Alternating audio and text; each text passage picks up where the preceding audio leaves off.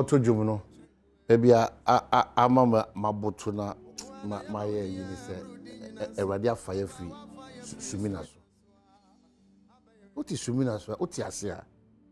Wo free sumina so. Ana Erade ajompo no abaye odehye.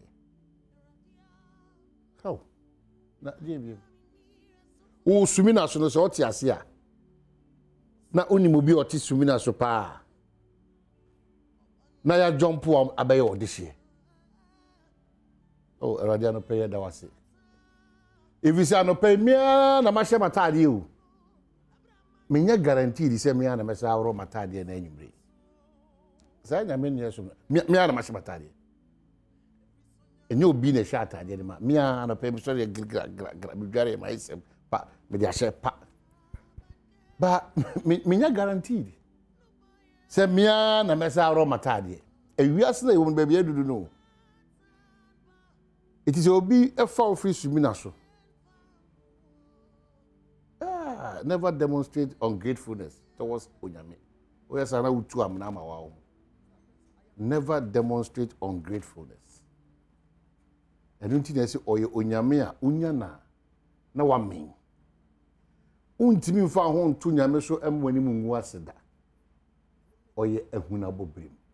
Ana osaye ehuntekunu.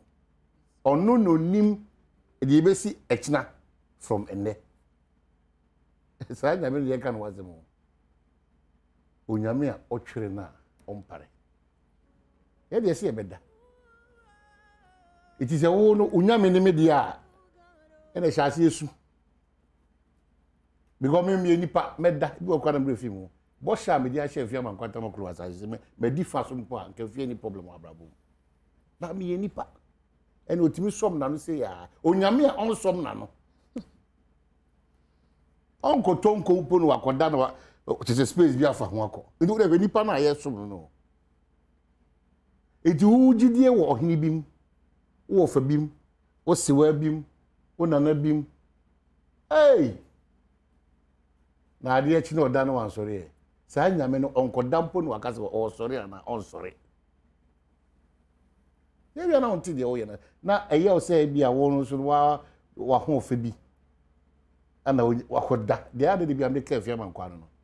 Oso koda enye automatic say o sorry.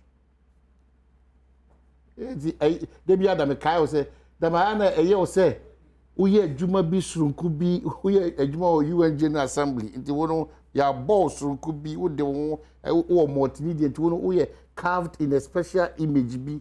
Hey! O dada ho. Just under a cover of grace. Adom eni ehumobro mercy. Oti sa principle we asia. Enema bebre beba but Onyame de obekose ya. Di wani wanko a obiri bi ada. Na team na wo hwe wa ha, team na de ogina na omo so akwaji edo. Aduru bi ani be bi agi Nyame. Enti omo kwajiji ayire aduru, omo kwaji sika aduru, omo nyina baba be wi o Nyame fie. Nti uye ntem ko Nyame fie a, ese oburu usoro ntem a na oni ye ko.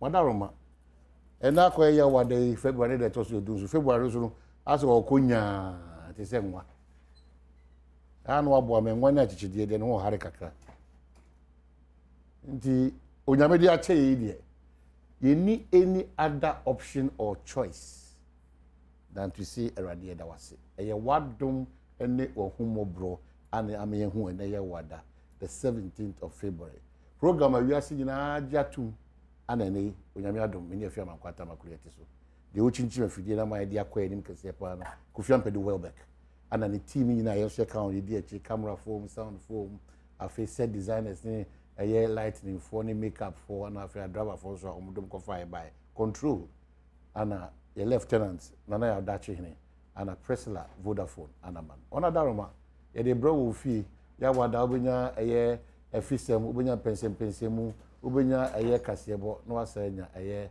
enkomo aye di wa ene agokansi di channel so bedwem on Adom TV multi TV so afiamachi ya oba utimi mama koma to unse ye ya obaresa no ohun se wo enna bi wo ho a eto de din kura na obebema be so mu sei enti no yesa that the da obachi ya oba bia me sure if you that me condemn mu sei bibia na me kwazo oh nyame adom okay tomatoes bo aba from kakra tomatoes na no zigzag okope drop na ade be china asesa ade na isi eno no obi ne control na ya na ye o skills bia sa na ema ne control enoma na control no but enoma short odwa so ebi wo ho se na the quantity no but ebiane wo dey ko no okay dia nka wo expect say ebe no nti ebi a wo dey 200 na ko but eso tia na 80 ne man do binya bi ato oh ni bibia bi wo ho ane bo no na nkruma ayi sa 32 cedi de nti na nkruma wo ye nkruma kwan na any studio obehia de nti na no na issue no nti ayadom be wo kan nyame adom say emompa nyame what was because who said was in this kind nyame no because kwabne so nyame so obenya no wan wo nya no wo ti na sa be na omubu say otiasefo ne hu so obi ewu na de wo de se wada eyampa because na mada deep pa but me te ya ne say obi anoke me do no ehwa ne mani te ye so erado always a miss or dinya no obi ya ways a miss many times say entina me matter maso hwe say ampa so obi anoke do na mama ante hwe so it means erade na enya ne me time maso say wo say me sorry bank nti ye da yewu nti ya do de bia me sorry ya me da me say if ya bank no o say enye automatic no ya do keke even time I would dakra hu ba wonim say wo so be 7 o'clock da pe be 7 but say 7 pepe on the dot uni because all that I toss ho kakra then the men so no do ko boko don't so do peru anya ne ho say oh you wonderful ne hu oh what women no pay oh you wonderful what's because any wa ho den any wa ho fe any osika ya dom ti no matter bibia wo ye bia no sa de o soro no de eni kwa se ya yetoto no ase oso ohia wo sika ohia wo hwe wo de wo story a dana se keke na odi hira na aka no be kan ti me da me story nko ade a ba ayi honorable George Oduro papa no I don't know but me o kasem bi ma I am former deputy agric minister or you different but nti se wo tane ne di nko na otie no a me bisa ne se nene ko say oso nde onim ene o de bi ekoyi onim se na atia faso de bi ayeye ma no say wow I say me follow the orkan eni kwa say o ka say ene de atia faso kra so far as a wo nkwa no kwa na wo kono sa oh okan ye hwa na me am da hwa na me reflect me kakai I see no George Oduro me chia wa no pe ne gidie ye different bibia be o say onim bibi nyeye ebe ayeye nkwadanga se be what it means therefore is that onim se edana abase no sa ekukuru ase ewom ba enye ho na ohwe on de nanima na ohwe nanim no so ohwe no ne ho beti kakra ne na be chia kakra ba onhwe ho ni na onhwe baby opese okon de opese oye na no ano baby opese okon sa ni opese Oduro nso no e ho na opese baby opese okon ya oso ndo onim enne de bia ye da se de etie bia nene ko say ndo onim enne ko say yo de aso busa ayi nipa binim nipa dodo na ampa wo busa PRO na enene what jama na se PRO nko na wo so wo kura wo ka me meka se no ye say ya oh enne dia shada nko ye sa dia na nko ye wa me so na pe wa madisia na se ye de yenti se dogo bi nu abaye so anopa ye da nyame ase wi a ye hwe anim saa ne enko ye nya de se fata e be ko so far as ade achi wo nko ade good okay so yan fa quickly in some of the to the broadcast and yan famro na de ebre man ho kwan e ma revisit nu sia ye ko fa kase no na afi maka se wo kuma se asante kotokwa e free eye enne ekopem eye china anopa nonso nyoma na ye dia to dwa amamu no ye nka wa bonti na nipa bi mati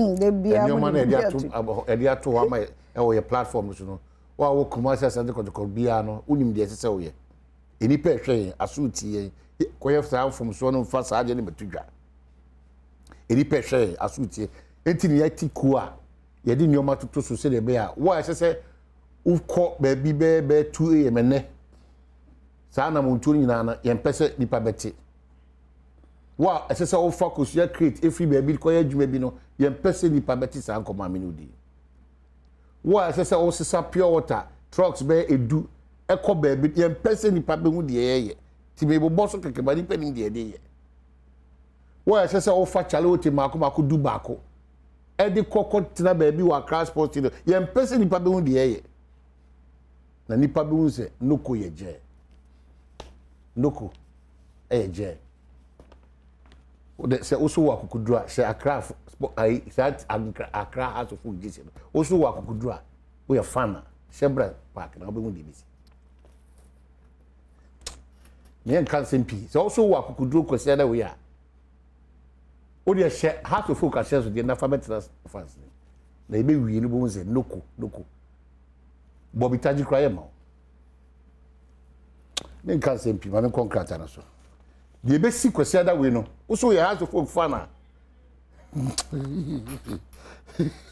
the Ghanaian Times say 2020 is a very good thing for that to do be great because ABC no What madam the Ghanaian Times say 2020 comprehensive food security and vulnerability analysis 3.6 million people face hunger. Oh wow. Oh wow, Dana Ghana 70 and after $103 million landscaping small-scale mining project launched, and the big one, Deputy Speaker can vote when presiding. AG tells Supreme Court. Informing that Professor Samuel Enin and Godfred Yeboah Dame, Attorney General. Abronya DC granted 100,000 bail for alleged publication of false news. And once one say daily guidance. So deputy speakers can vote. Informing the deputy speakers, no, Jose Usu, Andrew Amwakwesiama. E-Levy will retain MPP, says Ben Epson, and one seminar also there to Abronya granted bail about and finest pub and restaurant comments government. And one seminar, the new crusading guys say NDC MPs fight over E-Levy, MP reviews, and judges drag Medina MP to General Legal Council. NLA donates 10 million Ghana cedi to government to support You Start initiative or Abayin Damase. And Ghana, Rwanda, Senegal partner biotech to produce COVID-19 vaccines. There, yes, I did trust you the Chronicle, the Democrat, Moniyo, Mahama applauds E-Levy brawl in Parliament, says it was a fight for democracy and minority plot evil against Health Minister. Sputnik D report, and once and the Chronicle, the Democrat. The big one, Daily Graphic, handsome Minister of Works and Housing, Mr. Francis Asubwachimfunyiwa, set up database on state landed properties. Committee advises Sector Minister, and Asante Hima marks 5th anniversary of installment, and Ghana, 2 others firm up vaccine plant. And what's the Daily Graphic? So, and you see, education, bro, a bar, and an echo.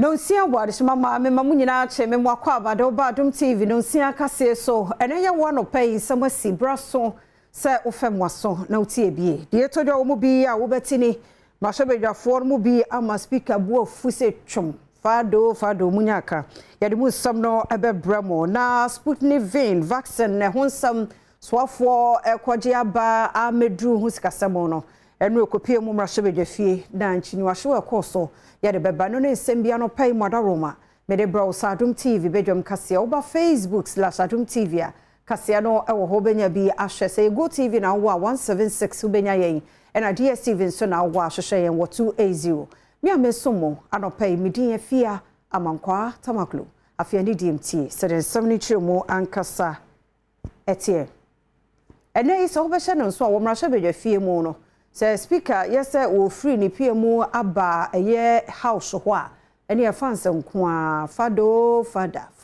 fada there's speaker menesa de ne side no de oje wo opugu eye minority fo no so say onye father for minority ne mum ekuo ni nyina ntita fada no onyaka de course Adom TV etwaso Esansa ensamrania emrashebedwafo ebo achamehino emrashebedwafie Alban Baben wabra obaberu emrashebedwafie nti eneyi achamehine Alban Kingsford Sumana Baben echrese asabne hanu nenso enyade a wotimi eka ho hwe ene woberu emrashebedwafie won mo tiatem fada ye wode ma achamehine akwaba emrashebedwafie nenso ochrese enade a enije ho okasa ene wodi tu dwase ogitumpa se wono ene ye papa emrashebedwafie nenso wo mayi emrashebedwafie no emra no ema ho kwan se papa ba obepai ne sa eguso ayo wo mrashebedwafie no emu na enra committee ayete yeso wonya nhwehwemu mfa Sputnik V vaccine no ehu no wo mo ede anu disem no bai na wo mo bobo hu no ano efa de owura kwaku agemamanu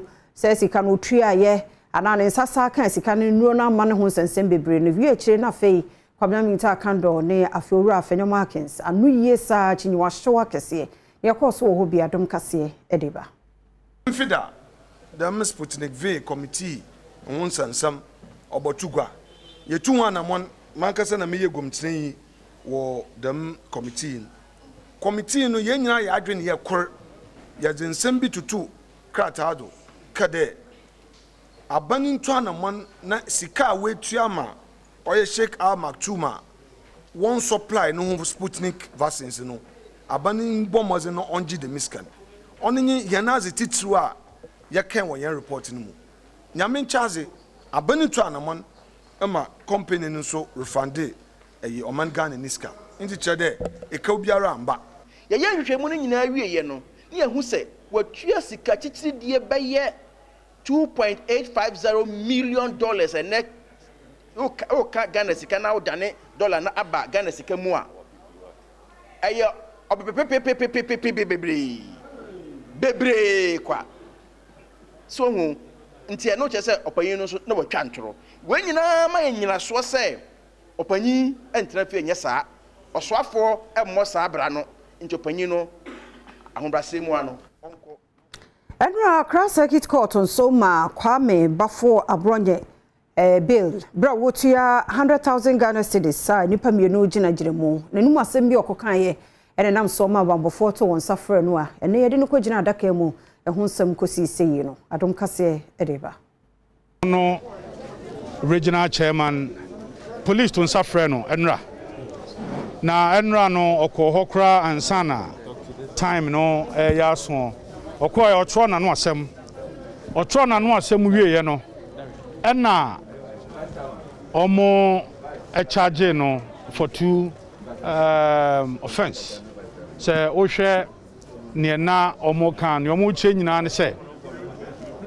ne di kan waka asem bia na say a na nkenye no kre a ebetimi ha asumdwa ye we ne toso mienu nso eye ne ye ya o ye kire no eye ne ye ya etia ye nema ye yasumdwa nyina ntene ba court enra omdine ko ministries police station ne ba court ene dia to court anim say court man bail sanse oyenipa ye nyina ye nim no oyenipa o ye responsible bi otete enso ye nim court etie ya asem no court amani bail senya me ya adoma bosomi a ye ba bewura mi bosomi etosomi ensa da etoso enkono 9th March yensa embrambi chebi ekokuma ya wo mrashebedwafie de atudwa sesese no mpanifo nye na pa service ho eka wo soro no wonte so na fe fango boofo no so mpanifo hwe ne ho anim anim ya no wonte bo no so adom kase edeba services bia etwa enipa nso no mu in fact ye hwe senior woman increase sa charges no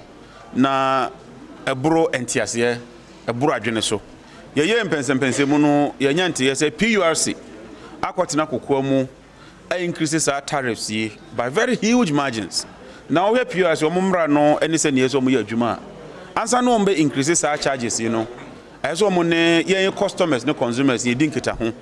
Secondly so mo yes antumu na eso omo eboga na fo amane we de akoye se oma ye no ewo kokwa mu a oma start ejiji sesika no na ye dom kuma na ye wo Mines and Energy Committee no ye de atudwa se PURC for entwensan ne omo ye no ebo ebra ene emra no enka nti no omo ntwensan na omo mfa yie entu yie se wo ma anya ye wo ho kwan as emrese bedwafo si ye betwe omo ba ha na ye de omo fa emra kwan so nia esa toso ye fuel prices petrol ni diesel say every day we sorry na atum in fact ya tuma ma say kura de Ghana for amene Adum TV bedwam kase na uguso ehwano memungura yensam foforo emu nanu ananka ye schoolfo ani so ade hunu ene wonda yeso se wa chechefo wo public universities no wormo baba be kire wormo ade fi se court no court aye ne se omo strike nke ni die mu mfamra enso no show de ye schoolfo bi kan ye eni student no me ha me ma me ne papa school fees my bus school de bia me kona me basa by this time I think ya start bia I and as a medicine but bibisa enkoso den a omo resume academic calendar no ye be shift the akwa animu ya shifting bukra na ensesan ye bebem san ye bem so sana sikasem so ebe kwa animu ti ha de ha me but ehun hia se bibisa enso so ekoso se dia UTAC for no lectures for no so mbenya ne omope na dachi bia no so no ya nkoso anto aso anye bibisa ya na strike bisa nkoso me na me share enim kakra do your friend saying Legon chapter of UTAG no Dr. Nkubanka say they will not come but na me share enim say be some lectures be mbabe trust kakra wa ha mayen but ye baye no ase obi eni hanti mi ankasa me yemme personal studies sende ye bonya me mpa say lectures no mbeba nti ye den a omoba ade na me won na ye ombetre nti no ehun ya say mesua ahead ansa no maba said the omoba eniema be ye easy amame. Now, some way more no majority caucus or Mashebe fee on the other strand or they to tag and pedophonim. So I'm phoning to school more front or so. Now, woman co school there, one coach one day. Universities strike. Or a church for lecturers will strike because of one sikasam the crown being. I hear majority caucus. Young Brassy as a strain there. A teacher for one catch them from anaze. Yes, someone. There aban etwa na mondo obete won asem no. Yes, we are there. Them robber ya mo framano one semester nhihye no onka say no. One share mo framan one bre ho na one classroom. At the same time no one nzama on tweye ya wo to one amon yes raben there. On to na mon one na za oida wotu to akwem no won fa to akwem na ye na chechefo won so won akomento wo yim ozikan so ese Madina MP nenum asem bia wo kan ye edefa judges for ho no nyame anim ne wankasa yi enye wo ni sokra dipeni ne kasa no eho ente tichu pa kra so wono so ye lawyer ni no timi kasa asem na ntwa yi yentie Judge for any magistrate in Kabum Konan Sama or the 2 day. Association of Magistrates and Judges of Ghana, AMJG, has noted with grave concern and dismay a statement by Honorable Francis Xavier Sosu, Member of Parliament for the Madina constituency, that there are judges who he calls political judges. This statement of the Honorable Sosu, who is a lawyer, was made during an interview he granted after a demonstration and is available on social media and on various radio stations. The statement was to the effect that some judges seek refuge and hide behind political parties and behave as, quote unquote, political judges. He said, quote, if you make yourself a political judge, you will be treated politically, and your tenure of office will run with the political party that you favor, unquote. The association finds this statement of Honorable Sosu against judges as unfortunate, reckless, and misguided, coming as it is from a member of parliament and a lawyer who should know better. Yet was so concerned for from Mudia, a year by free DA basic school, a walk Karachi in Chomo, Mensinimo, a would see Mantam school for new community, one more to form Cranketoa, and one Musia, dear, a man before Coho, a deba. Padanaqua or Mokoto Jason and Omo trouble. Yang Quenya Ombabano, no Montadiani, yes, see. No man, Messia, that mean no, but I see. No, manama. te eno de yesere aban no boy akoda no be ko school akunja bia ni ho se wudi be ma no enti ne wotititi so ofie no eno na akoda no di be ko akoda no akọ school na ahoho bi kura ba wonja wonya akunja ma no enti problem de etese omumboae ewo ye bo Africa nkunja school adan ene nkanka se yakwa no so na eka ho na mana basa so a eno na yentimi hu eba adesua mu a mofra no esempo de kro tro mo mpase se nim se omko school sa nkrata na da fom school adan so bi ni ho ene adesua no emse wo fom kakra Mami jina no so na Adom TV bedwam kase anopay no menfansi ha me amesom mo medin afia amankwa tamakula gudie mu nsam oba Erika Sedu Buadi aye krado fisem ho pensem wo ho tie kwaba adwumedin kaye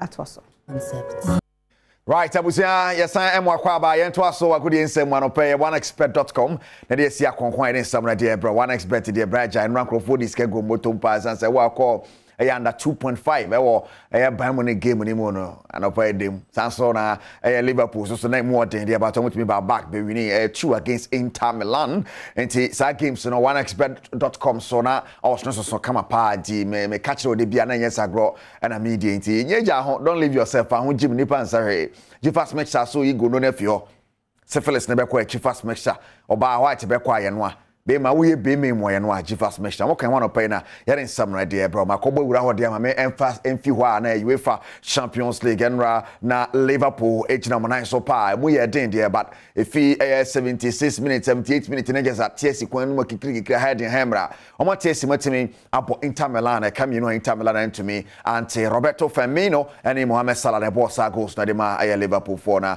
we ye no efi wa na Bayern Munich ne kaye buaka mu a Ronald Koeman etimi share back what they take against Red Bull Salzburg when him say this season away go rule no nyadwuma enti wo shaire ho hye na ko anim ti we ya Liverpool win 2-0 yo mo hwese Anfield on beto aso aye na nyese ye be kan results na bomu no na ba ko results chen ba ko na se ba ko goals edoso chen ba ko mana fim ti se Liverpool 2 yo tena ema Inter Milan benya results papa e wo Anfield ye be kan bomu na Inter Milan goals no doso e chen ne de no a na second bia so Inter Milan be qualify at the academy so na Salzburg ne Bayern Munich dia so in the second leg say Bayern Munich for etna wana Salzburg be to me be bobe ne be bobe 2-1 bia na so be hyepa ne ade anti afi dia no sa na ekọ yemfa away go rule no emfa enye hye but right in say no ade kokopie mo wo the UEFA Champions League anymore no yeah next week e be sa bounce back na ya the likes of Chelsea no United the Monday omo betumi aye omo games anymore shane so ma me say oneexpert.com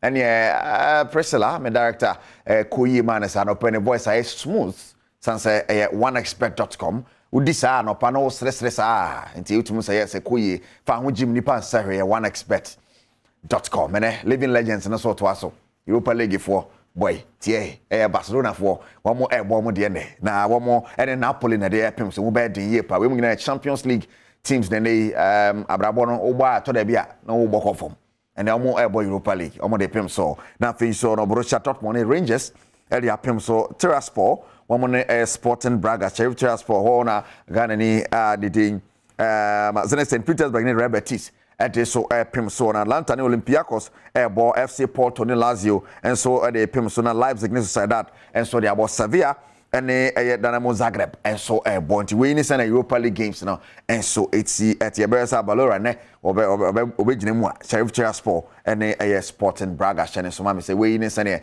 I want some see at here won some so by na no na yemra fi me hede yekoso e wo fie ye kwa Afcon ekugu ye hwani master Black Stars of Ghana ye ko fi mu ya na nya easy kure na mpani 4 nkonwa hwe ahwehwemu de koso ewo Afcon ase parliamentary select committee on sports and enra omo etna ase hwe de koso ni mu no minister ne dikan ekotena ase omo toto na no ebisa na se de na koye na Ghana efiri mu sa ne ade a emu nchemu ne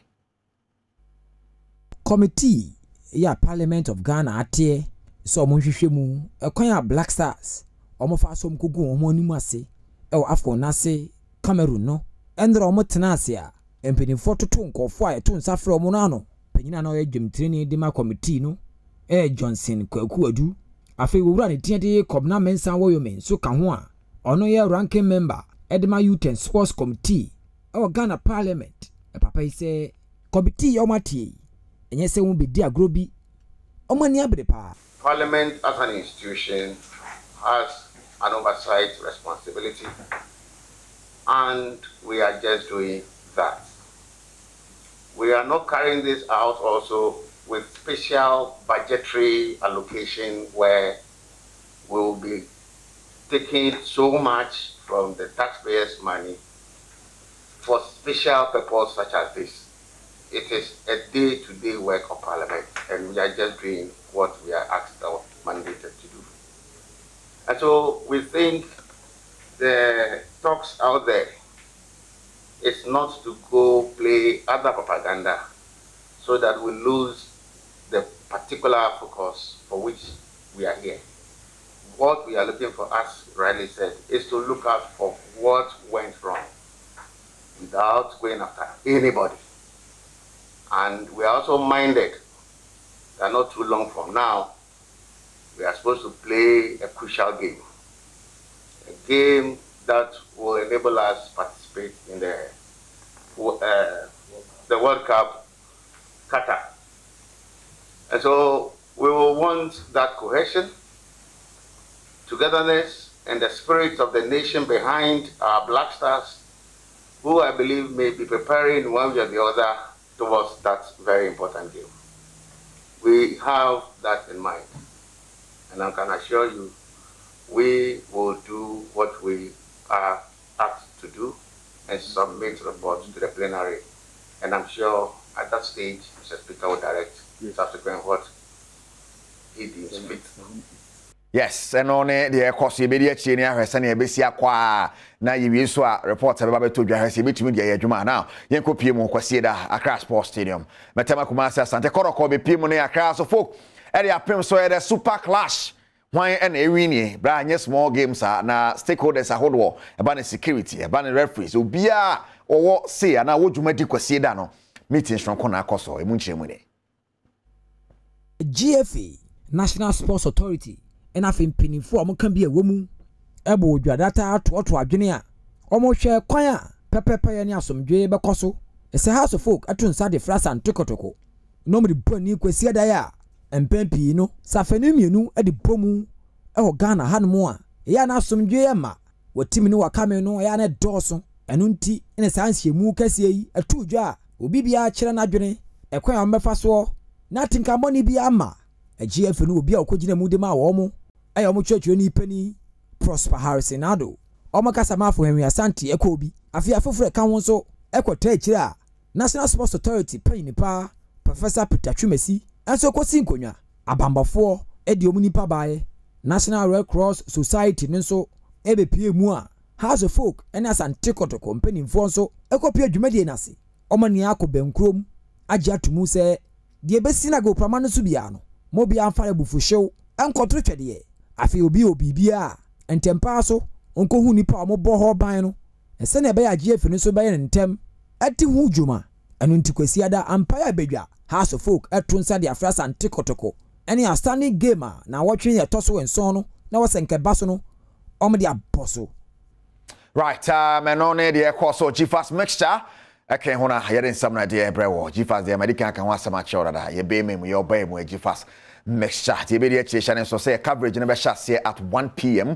on Asempa FM near Tom FM ya jeri ni ase anya Asem Keto Sports Headquarters ya kasi ya ye House of Folk versus Metema kuma say Asante Kotoko eda kwasi da na yemfio na yenkohwe ensanfofo eno so egu so ekoso kopiemu Kotoko fo aka che mo CEO na yamponsa de bi ode abeto the virtual seat challenge supporters intimi nko park no otifie na so no wato ticket wo fie na boama club na timi akoso na ode nsama to dwase ka club ahodo no so be hwa ye bia nke be boa pa na no mo ne Accra Lions de pem so munya be 50,000 Ghana cedis ye mo nwramure.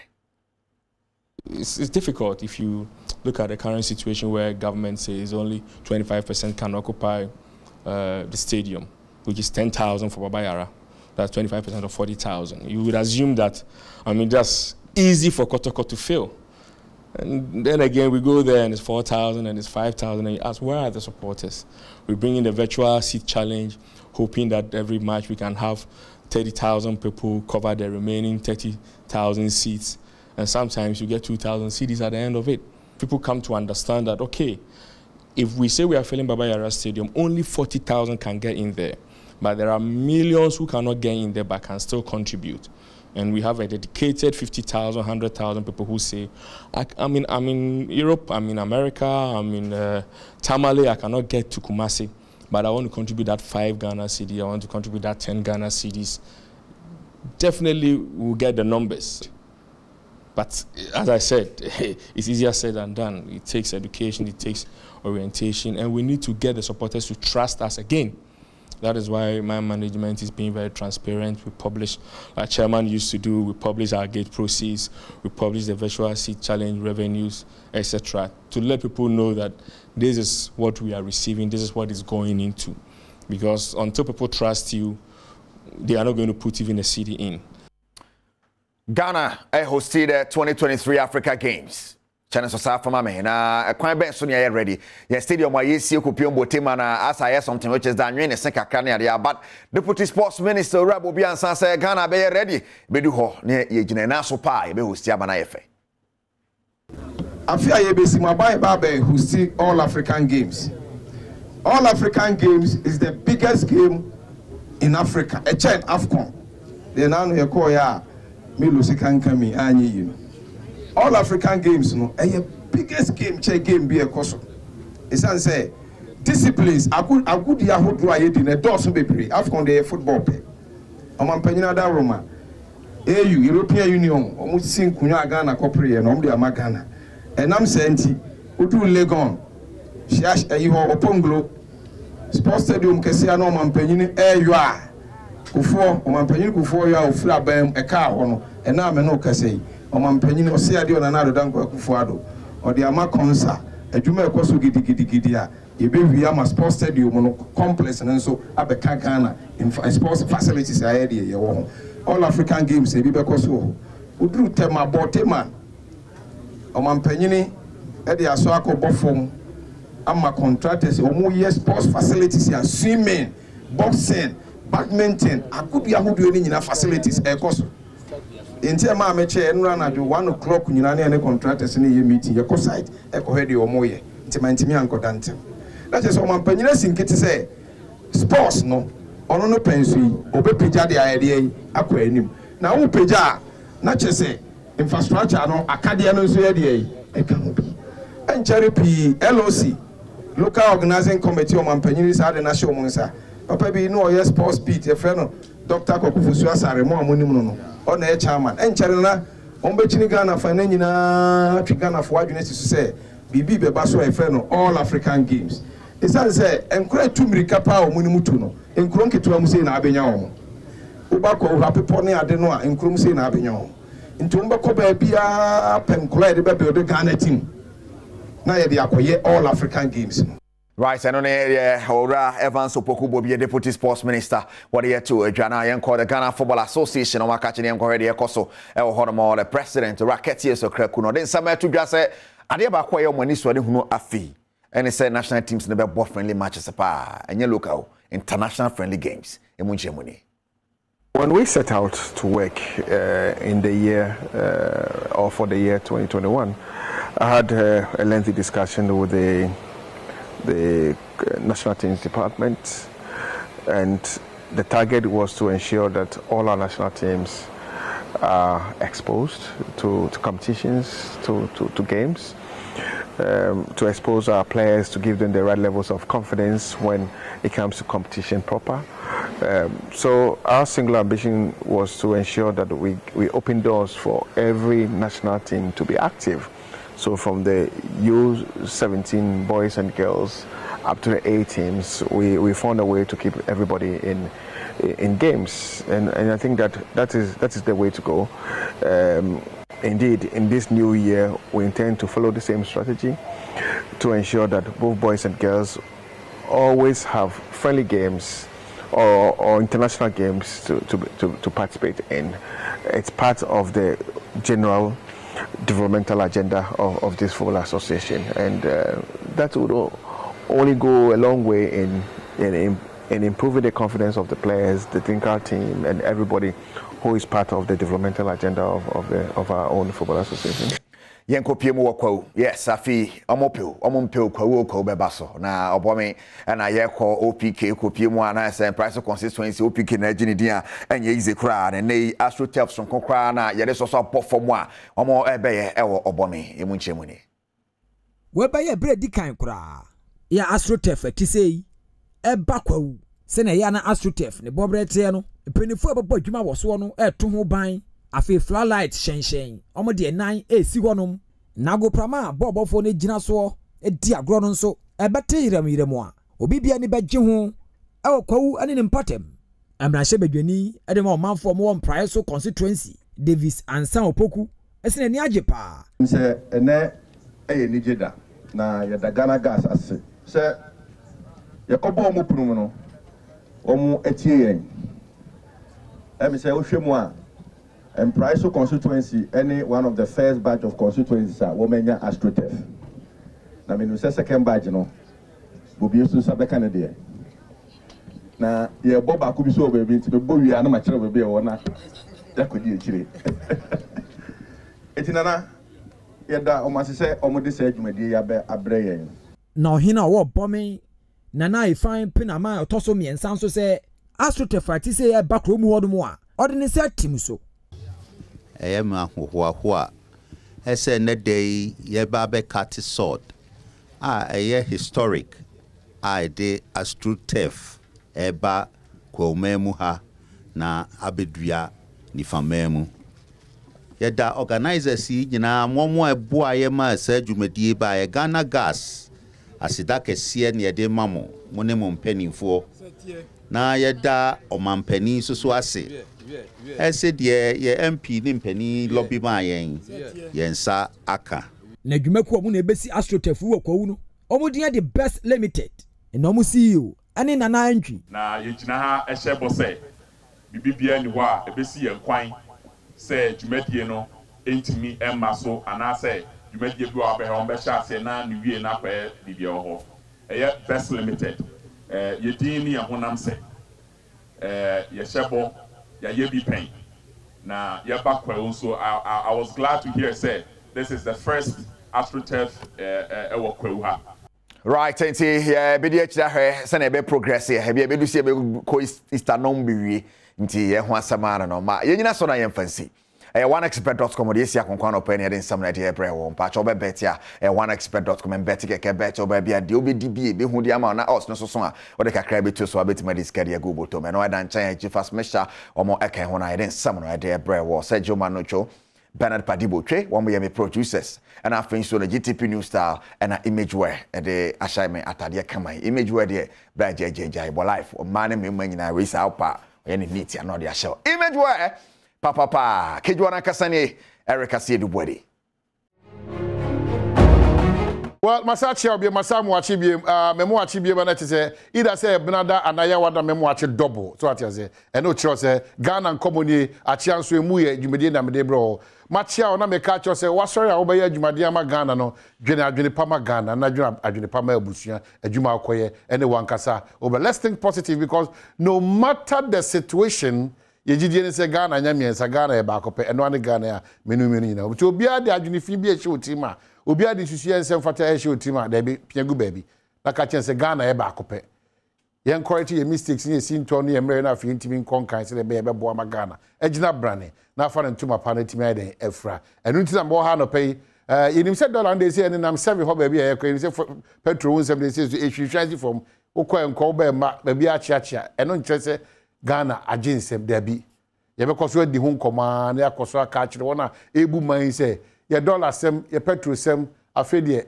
yewu enti omo hweno mutu na mo fa man eno akogu no na nkoma ma sha ase di bri nyina no mesa disa nkoma no etimi di abro nkoma no ne say you tag for court ahye won say won nko back na won nko kira de na won nto won nko modi so na afede won pe in terms of condition of service no etimi di juma ba we court kasa wie no won ankasa ansem a won ka after court akasa na onyame anim ni kureni e chese kwesi konsul gina kwantia e chese akomanto yem kura e chese won dia ebia memene free be kwako gina classroom ba yesre enkomo no hia me pa yesre if you addition ho hyehyeye na abosumi ne akire a yeguso kan na atosin no maka kire se wa ma na anye wade hia na ye se ewa chirichirichi a obenya problem it you talk for madaroma debi adamegi tumi se ojumaini bia oye papa bia sefata se na katua sefata ni ma no nemo so obenya sa katua sefata na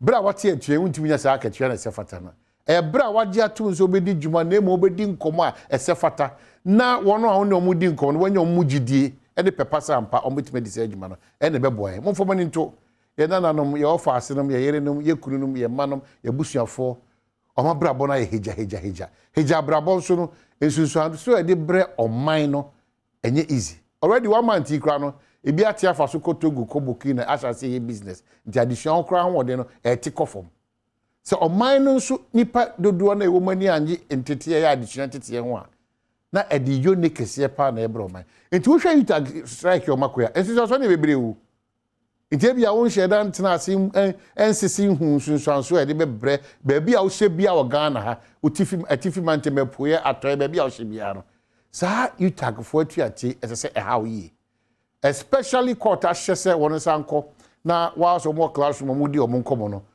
bibia timi akokama no a omo twetwe omo ho ye omo komsa no esrem mpanyfo His Excellency the President of the land de bia da me ba me dwa to abro se wadaroma ba bia du no Yema university teachers free wana sem enye ahiade na said ye be ya ombetimi di akomapa ene pepa ene anije sonko akokire ye mai ade you tag free madaroma muni ho ayi ni ho muni ho ya additional wonsem atosin kese pa already no ye nya distortions were calendar no mo hu ye mobo na muntu ana mo ese fatama Ghana yo ne bibiriba e free binkum ni fa poe ni ato e to ye basa no entimi free opekope edi man bakojina contractor for so yesrem ye de contract ni mamo nso a enioma ya ye twihyen ye nam fom ehia samudi gu akwamu meche eye safety measures mesema mufa ni die mai kakra contractor ba no adwikwa ni zam no agya ho no okọ gota daha amana daha we daha aba daha abogu ha ekwan no se yenya baabi mfa hyen mfa ni nyenye na sem se obi bekwakoto amana bi enye na sem. It's a contractor for both local and foreign contractors. Na monya contract Jeffrey Ghana road ministry or highways for amo ye say. E kwan bia mo bekosu bia no madaroma. Contractor ni bi wokwa na oye gata ni nyo de bresi we ni ndado abobom nya wi na oyiye gukwa mo sa. Na ndado nda so hihye mu sa. It's a hard dream. Contractor for money safety. Untimi ntu amena nya wo fa abatia anya reflector ensim emfa ko jan mo abaniti. Hey, na we de kwan be ye. Ntube hu ana moto bi surum bam. Yes nyame na eji. Enye no kre. Ti esre contractor for so mo ya kwan so mo di djuma se. Mo so mo hu ye mobo. Na afi mu ntimi mo ye. Na ya kwan so mo pese bibia de na kwan so kama na. Ehu asem no ebia ntimi kototi emfa maye. Na minim de esisisi. Say driver for na abre, ehyen no na aye mere. A passenger for a casa dodo, a quan and enya papa, because baby and quantion do not create the quan in papa. They be anyone quanshak a CNC or my gun. It's strange now. It's becoming very worrying every blessed day. And quanshana no yes shiba. The station masters, car owners, road safety for yes, the 1 century, you may abaya said ye abain. Ma woni nko ho a driver for a passenger for pedestrians obi ama na ni nko ho so nam form so tishem so utwi taxi ana utwi eye trotro ana so utwi bus yesere obi ama na ni nko ho efri se ye ko ene ye ba ayam hwehwe da yeso a e ha adwene bebre and most of these accidents they be are very much avoidable di mesre se momayeni na hobri bi ebetina hyen achi momayeni na hobri bi ebe ya passenger for ebetina hyen mu momayeni na ho as pedestrians momayeni na ho as car owners na momayeni na ho as station masters amenka obi Ghana achia kakra bi o nanso emuye eni da so kese pa ho have a nice day obi a sire kakra ehia pa bye bye Yada say yes amu akwa babiem do ba Adom TV bedwam dwumadi so afisem ena ne braso ayede ebro wa gudie mu nsem fo yeda mo asere kese edu body ni team no na ma ye na ye sponsors na se wo mother romanti ena wonso wanya kwan ehwe bie yeda mo ase papa pa munya daje ehwe yen ewo mafie mu offices mu phone so ya mi hwamo na obatan a wo hwe me sabre wo pe senior high school pa edo bewra mu dia St Andrews Senior High School na make am for dia mawo eho eye bia bia emfa ho ne ba bia wote se school no wo asinfosu se wo mankesim se wo dunkwa wo no fe ba bia wo bia no wo betumi akọ no fi se boarding nti ye be hwa akora ne ye kama dia mawo ye kire courses bia bi wo senior St Andrews Senior High School nti yemfa ye mano nkọ ho omu wie school abohu difference e wo wonu ye tete wo mu ye sa kire wo no ade ye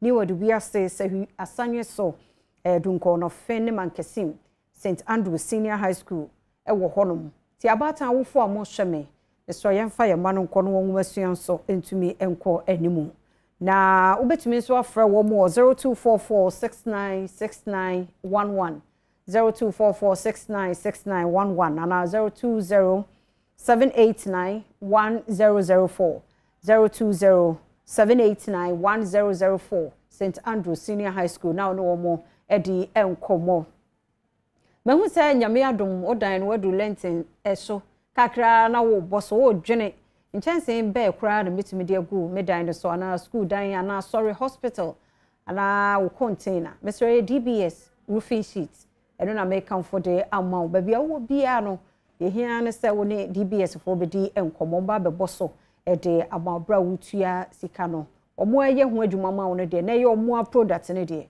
omo nim ba bia wo se hye ne se de wo so omo ye no enti men konkoto nchanse bia mfa hu dan no so kokoto DBS for de ne bia no na ye papa nsu opete nsu oto from ma nomni ade chia na obehu se bibi se si DBS for nchanse no ne papa nyuma koya da Roma e no mo boye chidom se yemfa ena afisem kom twetwe emfamrew na eye yawada fashion 101 aha na wahofade wahosiesie from ti ekoka wona ase yesuade e wo ho nti eno so Priscilla na man team no wono mo the fashion 101 so benede na omo ka ho asem je so hwe nti yenko na yenko hwe ye tie de ye ka no ne hwe se be ya nso besue bie na timi abo nti yekofa fashion 101 ye ba komo bi nso wachire e beto aso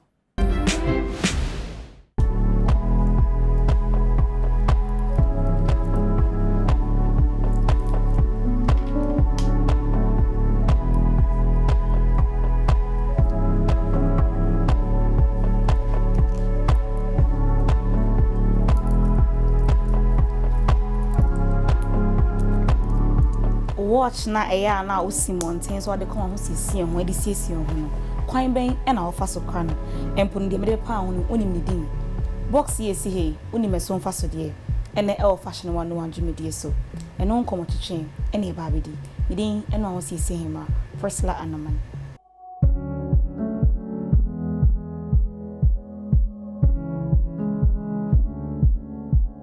ene nkomo twetwen no e strong kokra me bo watch me sure say Elance bo watch wa wo hwe mu fies me sure say won so ubo watch na emu mani adesua de no ye hwe kwan abefa so a be crowd watch ni senti aba ela kadi ho ena wo be boy ama yesua de ela imo kwaba me da say watch me bobi me hun say so abo me bo bracelets me hun say so o she bracelet yeah me sure say de bom mi ni wo de enyepe nti ne ba ni bracelet na watch style mo ahodo nti pa chi mo ahodo ni okay first of all say eba no watches are your types I friend no first one analog watch analog watch ne the normal watch na bebre na anim no anim na yet say clock just say on the wall clock na na boy fee na say numbers no dey uhu so to say bibi say dey wa hayi uhu say numbers no was so yes and then your friend analog watches no yes and na your digital watch and then na ya numbers no mostly na parents bebre epebi de ma omomma mo because it's easier to tell the time enti no be to say Casio na ya sure numbers na was yes no more na we say digital watches no and I watches be to say automatic watch also bo say me watch na use battery so those ones mostly work with Oris on sanity no the wow movements near the enema watch na juma say won ko change battery ana say bibia eno ni din no ene automatic watches ene ye dress watches also watch you yes won say although they share time no but eye kuntan to say we social stones ne adie na bua na animu ne so na che say eno no watch na nya watch ase wo bo watch they share time bi dey no na say yeah wo dey your combination ne oniema akeka keke bi yes enti eno na ye dress watch ene ye smart watch eno ne ye dey ultimate dey connect ema wo phones no onso bi o say me iPhone me dey connect dey abas what abo onso girls ne boys ne bona say ene ko ne ba na che say wa keke na or dey aye eno ne ye friend smart watches ene what luxury watches you can luxury and I say aboarding nti eno na bi to say Patek ni adebu out say watch we kwa $70,000 $100,000 or say Cartier no kind those are expensive luxury yes so those are the types of watches that never near bracelets and so bracelets and so what types inti eno ne ye the friend or charm bracelets mostly no charm bracelets na na enema sensen so obi kwa timi sure ne badin ana bibi no ma ye dey hange so inti mostly wo bracelets enema sensen ho charm bracelets yes and na ye wo calf bracelets eno no ase on say oya entumu ensi inti eno say that's what we call calf bracelets and the is a bangle Odi she will say a befriend a bangle bracelet yes and no honum any what tennis bracelets no mostly niana is with stones to say the kutami this is a tennis bracelet any what normal chain ones now will be any no and no dey be a slim maybe akese and also bracelet na unisex we say be ma betimi cry then ashe oba so betimi ayusu and you always say they are double ones no and mostly even a strap I say a phone be yes into when they are mostly ye mema na a type no more so these are any bees oba ya African memo be na pe bees into bees bracelets and so e wo honom kama so na wo bo eswache ya wachare ahodo ya we ba na watches and bracelets na me sure say ebi aso wo dwuma e de ba na ho siesie sanse say wo dress wi a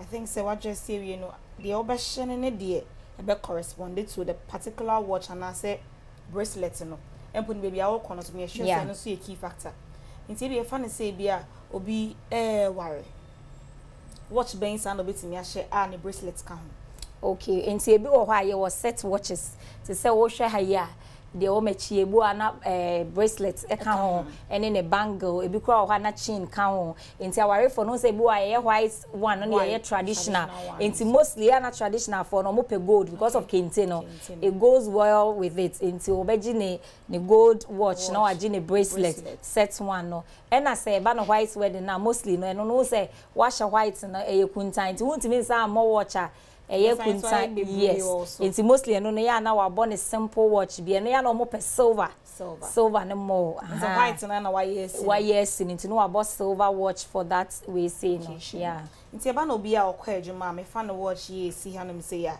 e bia oye bank adwuma na say oye aban adwuma obetimi a hye watch ye dia can suit ho because me gun say me watch yeah betimi a hye watch ye dia can suit ho dia call office okay we ni say ne dia sana me kan ye dressing watch on say fashion enti mostly no say we adwuma banker is more for corporate environment enti mostly na bankers no mo pay leather watches ensure that enye kuntan say simple ones we say obetimi a hye although ne color ni blue no but corporate it matches well into obetimi a hye no black one here wa obetimi a hye but we there untimi hye we more of musicians no who na say all the no person other the watch tell a story make a fashion statement or person okay we picture and as we creative brand be about on them maybe I will share Lakadia the first thing that you need to see is her watch and I say into the watch in the way na ya dia hu na hu say e bona say Lakadi na ebe into no so be more pesa especially even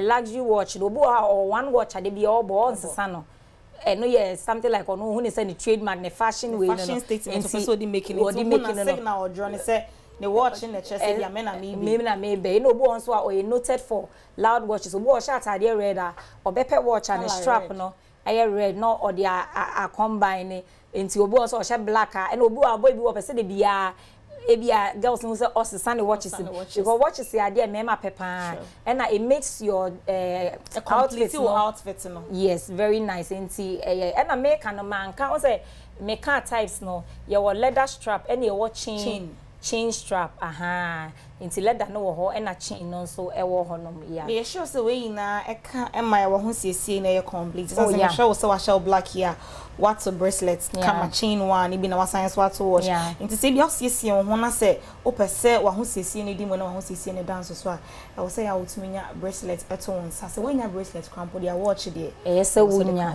yes e ba no watch sia ye she ya kwan be na wo say ofa so e keep no. A good question, pa. Obu o say na matter watch, na meto watch na and na watch no I say. There's a way so we keep watches. To say we fat chain ones yeah. Un say we watch na or wrist no. Most we up and watch tight. Into we say we sweaty.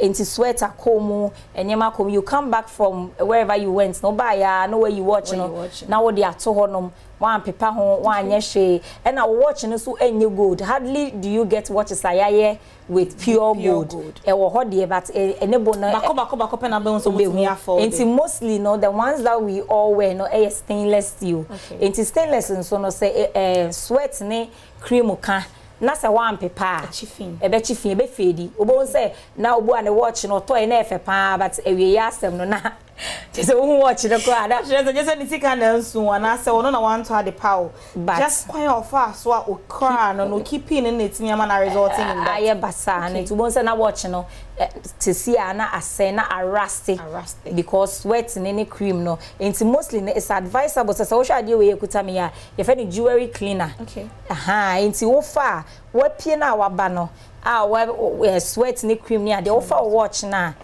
chese wo di we no wo di apepa it takes off the sweat and the cream and everything na amana ye den shine into jewelry cleaner ya dia most people don't know about it but ya dia so obi a wo pe accessories no wo pe watches ni ade na ese wunya bi na o de pepa oniema wo se na be ya de bia e be ye kama ama o pepa hu so ya eno anse weja to bag na weja to o table so yes and so another good question so wo hwe stand ye si he ya e ya na enkofo bebre eto bi ewo ya hase ene obu ana wa order bi stand no ye hye watches wo so enti wa free kroma ba na wa pepa ho kama no na wo de ahye stand no so na wo de ayeden wo de ato honom baby a eda kama se wo watches na no so a wetimi afa standard ye wo watch box so on to show what you na to na wo de ahye so kama na wo de yes na wo de ayeden wo betimi de atum so na be preventing se dust be kon ni ade na wo de atum kama se na be ya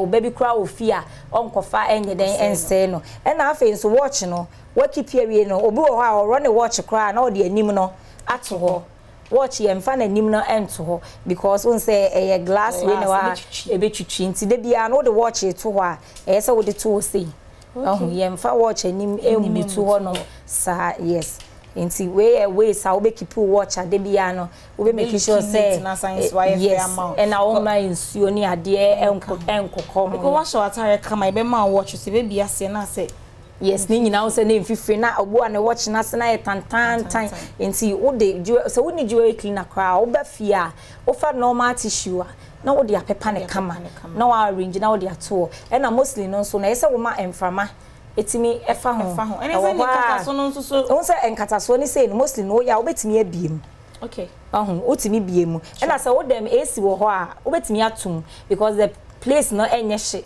utumu kura na ehye nka no ba se esi ni ona utuma heat no enso betimi ama na ye den eno so I say ne ba ne bracelet no so And bracelet no so the same thing because yes stainless ninti no de bia yes opepa ho se na be ya ense ora na de ato ho no kama yes and we betimi kra hyehye wo watch stand no ho aka ho inti your bracelet nkwa de na say watch stand no oh we no betimi hyehye wo so and your watch stand so a stretch ya and also bracelet nkwa betimi de ahye so yeah.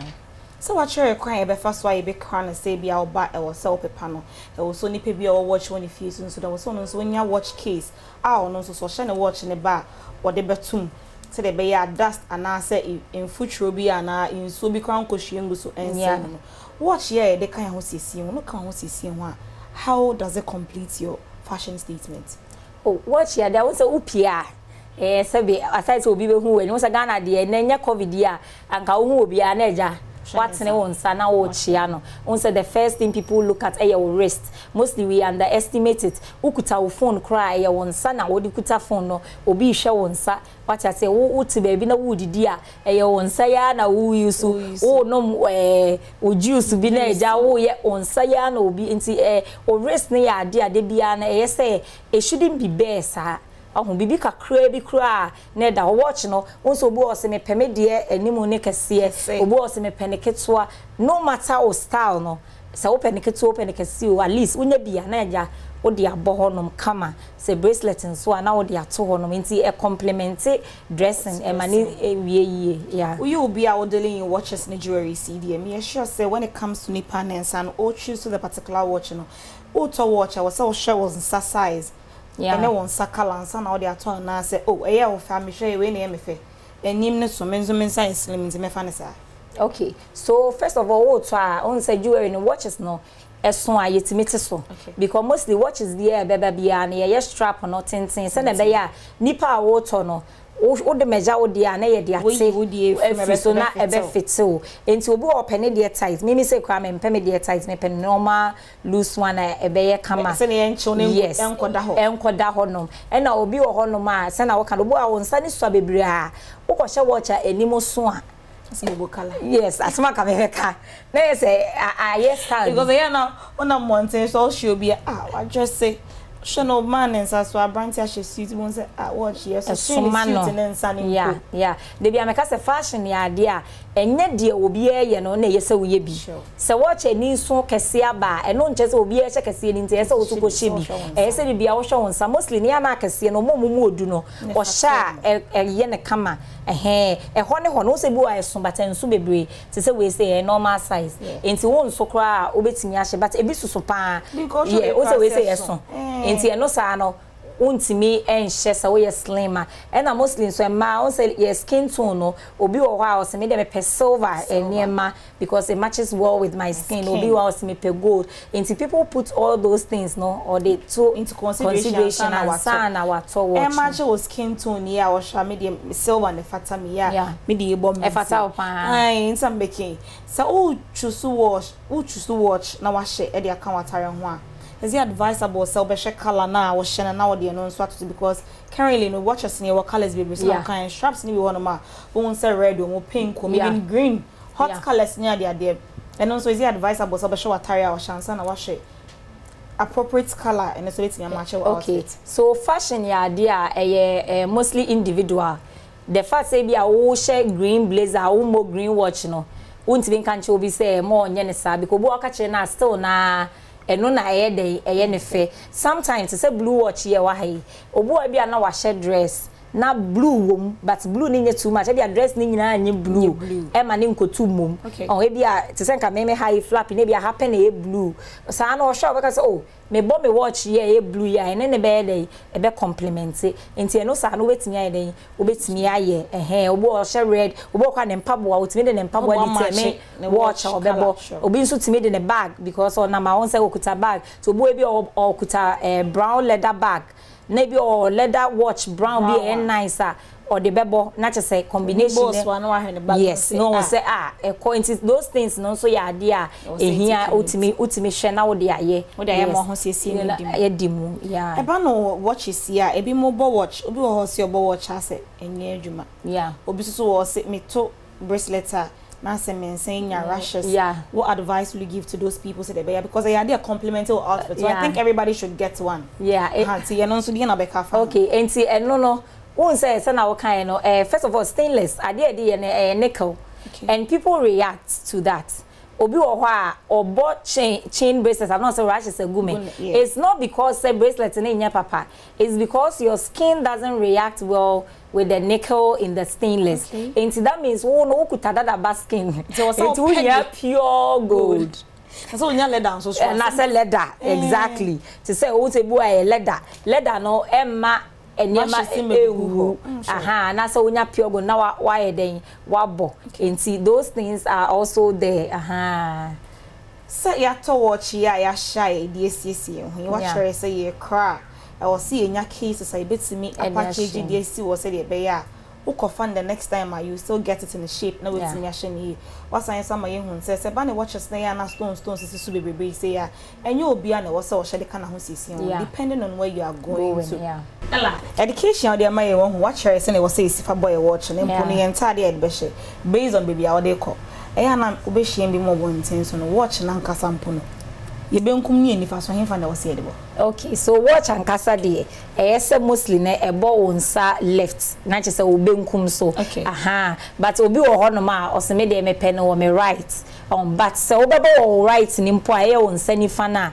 say de bia no o hwe say watch no under ne no because de bia na say 12 no e wo estro na 6 no nsia na e wo down nti wo kan ekose nti yenda ne no nti yes obo the correct on say we no wa ha say but so wo the ball nsa nifa we right na we never be set no akodi yes nti but still na say 12 ne 6 no and then say wo de bia wo de hwe na wo hu correct way a obebo no nti although wo de bo fashion bo ko so me dem watch me fan he time nti ade na say me hwe we me di me phone but wo de still na say wo no correct way no yes so they can who see who dey or so you know yeah that's it ella ebia na obi pewetwa kwan opese ono so o engage because education now dey mind no many age hu bebre what chere say wo so obi bia wo watch when fie bia so woni case kwampa so wonya clean now beti dey clean so it's quite men and pan be faso. Okay, yewo East Legon Baoleshi Udu East Legon Baoleshi second bus stop na obe won say latest phone building kese e wo ho ye no mo na wo the same building o kasa wo hwe elakadia obe hu ye kira kwan e na ope ye number so a 0241 053243 and your website nso enti baby a wo bia okọ www.elakadi.com obetimi ato na ye dia bro that's it. And the elf fashion 101 Jumetis. What have I been my pioneer be on common to change? It's Monsieur dear. Cleaning me nibi until was sent me to be sans and me will be a type watch pa and I'm a need bracelet once. So tell them by make cry you know. I will send me maybe number pounds and you're sure so won't so. But Pebby now what they are pound. A banner case and then was also the watch no bracelet shim so. Ella show me sure so bonus so in getting depending on the own vessel. So watch your back while began who case. So watch air 10 try. Benya ne ho case de be ya opie monten na se wa shatare nita ho siesie no ebedini na ho nso so ayefe medin enu ho siesie hima Priscilla Anaman you make up into the Grace Beauty Parlor ene ye mama ye woda sene yada se papa pa megidi ye se na wasua de ntimfa watch no toto ba bia keke e wo so wo kra watch ni ye de empel skin no memfo so nkoto because one who say ebo bia ye ne fe enya ne sa hwo de no nti wo hyeda kọ ebi eto watch na said enu aba ya cheche ogun so obi ahwe no se ne de ati ase da se fashion 101 every Thursday bia no na Priscilla Anaman akọ na ja wo de ho komo no abred edu so no nyame ya dom a memenda we ye nyina ye fro ebri bepo no so ati ase from ayimensa ho ase ne namusa ne akwa kopie mu opeduase ekobo ya koma no ho ban ye osa koma ne time pompe ye adwuma ye wo ti office sa from fear to office from office to fear what take care my condition mu ti akoma nada esa what wa oh gone too soon na ne gina ho na ye day ese boy akoma no ehu eban enti menya Ellie ewa ha fitness coach and afemia me about Roslyn and so ewa ha and say Joy Prime won na ede ba na Joy Prime de na say multimedia adwumakuo patcho me mu makwaba Aha, next time one can share I'm some dress as Isa sports style.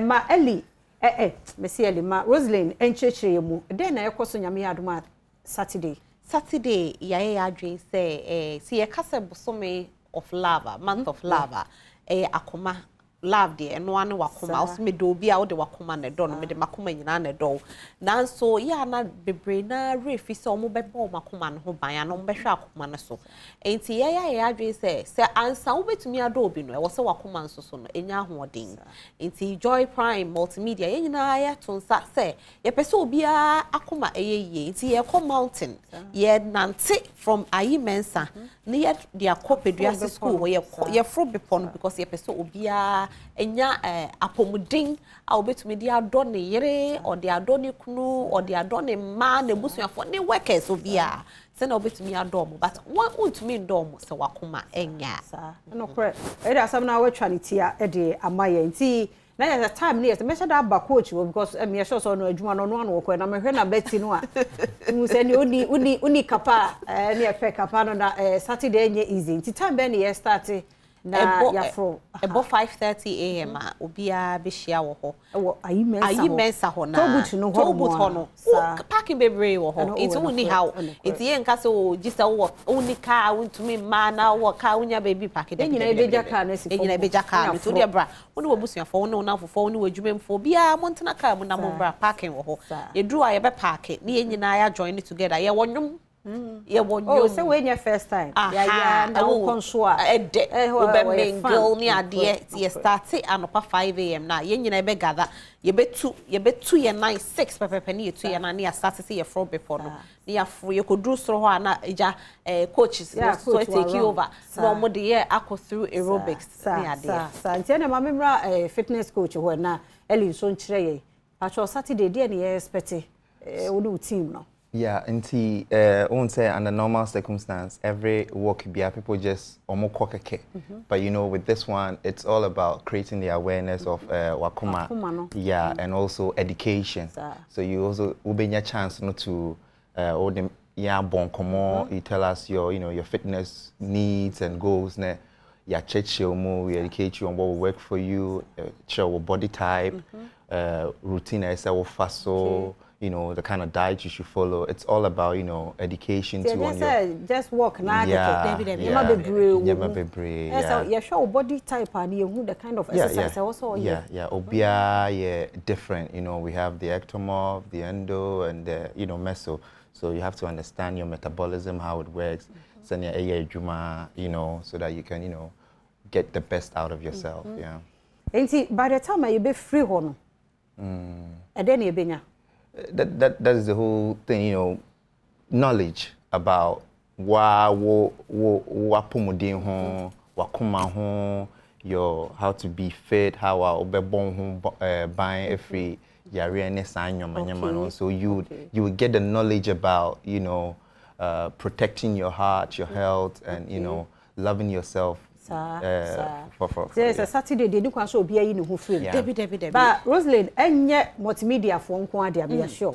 Just say enye multimedia for nko dia. Ye pese start initiative because senior tie no me de bia me kan me se afi bia hyase a obi a sorry o se me pese me ho ye den pese me nye sika me pese me yese na so ye hu se ne be hyase a hyase no any problem ye hyase ama ye se be join ye na ye nante afi wo nante first one a o sorry anopa na wo kwa enye wo den biom ite ye fo bia ye pese obi a baby wo ya kwala o oye penyo o abrewa o akokro obia yes I want be pon so na yes kind of people exactly but eboko depends on eboko ye rusho ye pese ambulance kra wo ho security wo ho it woni problem woni how bra ni nyina ye nante for obia ye invite say Ellie tray ye dress code so me sure say ye ko work untimi nkɔhye ayibia keke ba bibia ebia minim de se be mo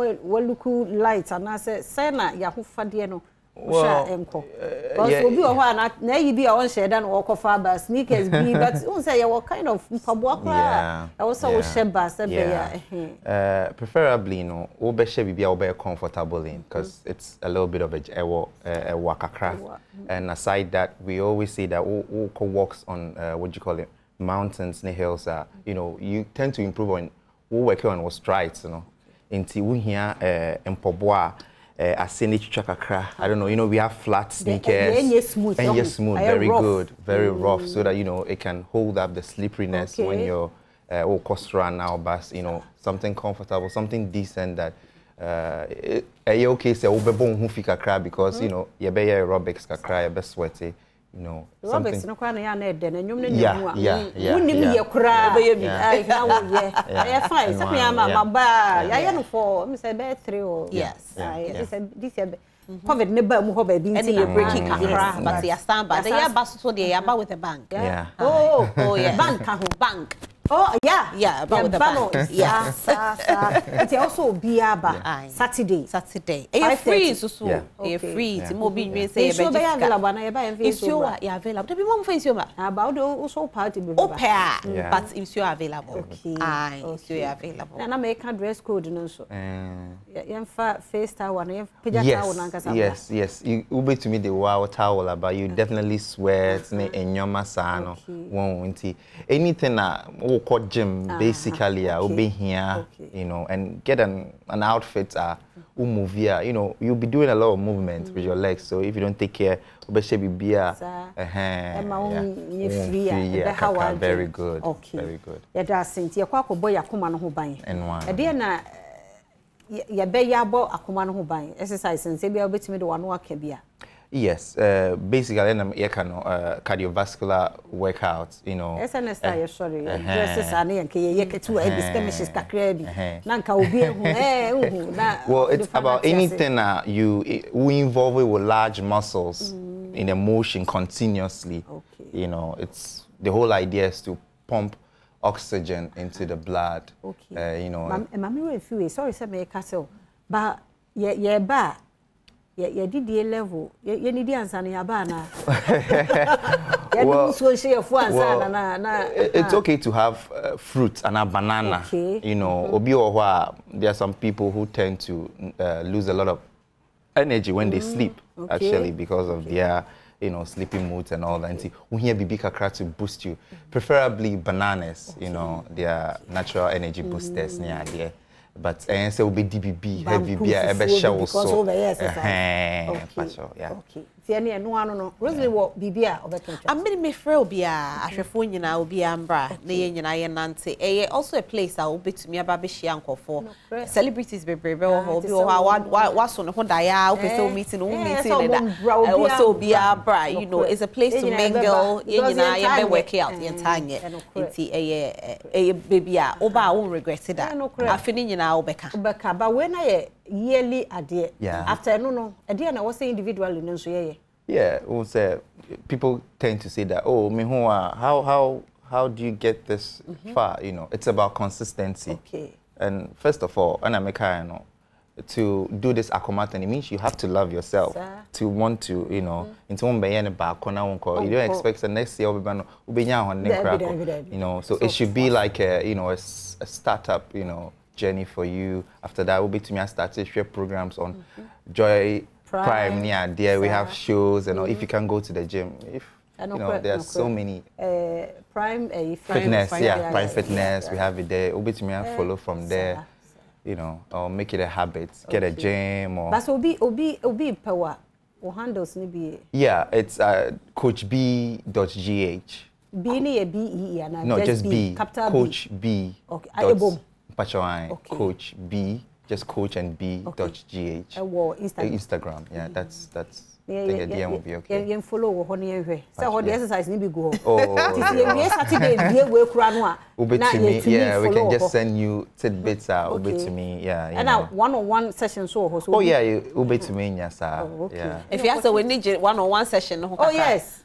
exercise yo when be an for struggle so many coach you struggle for a lot of people and it's sad that oba obi share coaches never be cry be join be coaches obi share be break it's a wasa oba coach B or other coaches and so be join it be brave be join it yes opportunity obi ha no ope but oni hu ayi I think say Saturday dey no ebe ma obi so they said o ka say obi ni plan but onim say afia so o say me ye bibi but we here push we here so enu ani akoma na ye kobo ho ban madam wase ti be hye nyame adoma Saturday 5:30 ye du ho ye da se very enti nyame ye adoma Saturday ye nhia wo ayi mensa na adenta kwan no so o fro be po no ho no ma se ho parking space be bre be je bibia wo ho police post crampo ho ntino security there you are intact obi on so obe pese ode be fro car no be fro akoduru ko no asa si aba form ni akọ so ate ase ni nyina nso ye but say seriously say wonante a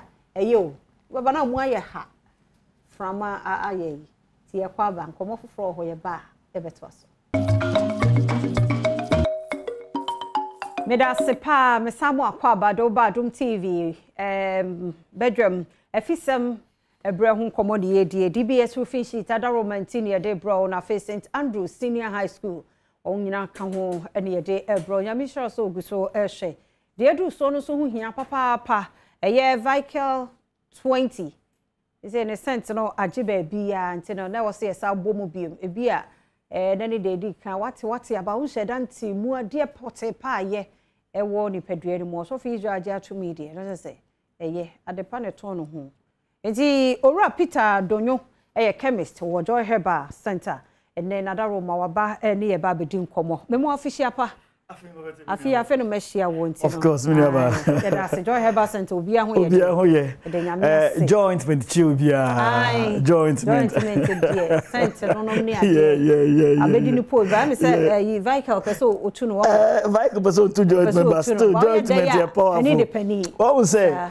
lady bia okoto jointment na yesi asa we say the way tie nipa to demand wo high into tumre short kakra but a short way day 2 na asan dey aba na we nya abotre na ne oto do no si we su ye adwuma say joy na otoye we su ye adwuma say jointment wan to no na otoye to so okọ yusu ye no na se ho hyehye no enti edu anwumre no I say who say udi ade share the way when mu ro white no who say na se why white 3 days time ho nyina awre sister Fia me the picture na kire wa say as a doctor there never say there by him de bia it mesre ni die mu a jointment no mo bi mfa chinchira nkoda na ka na sen no chinchira nkoda wo asoko ase there se na ka no pa cho uko na se ashoto anya botre ashoto pharmacy na se drugstore A ko B or C on sabeke B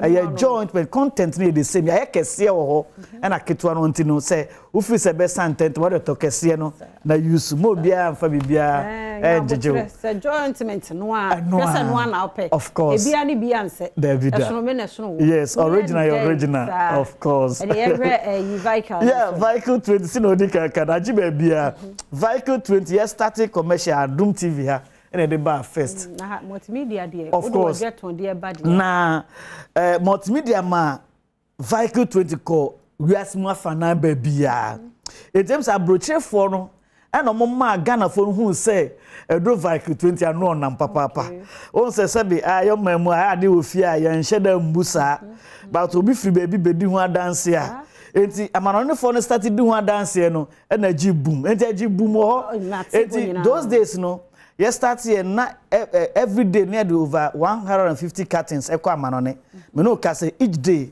450 curtains neko amanone each day vehicle 20 Monday to Saturday enti edro no dey I just say one no madro vehicle 20 me no ka say na me ko takwa na me ba say asina na me no ka no na me feel say we dey body no I am re enti me yiye we no we say ana menom so say menom ye na less than 30 minutes with me say ahode babs yes edro me am nim say ye ba we dey I am for feel say ye adwuma magic but as a scientist I don't believe in magic but it is because of the process and the efficacy of the drug no anunti na ye adwuma sa no na Vicle 20 no immune system support drug and as ne bebre beka say immune booster no sa na tie na medical mouth the definition of the immune system na we gina so de hu djuma Vicle 20 eden edi it's a what definition now yes the complex network of cells and proteins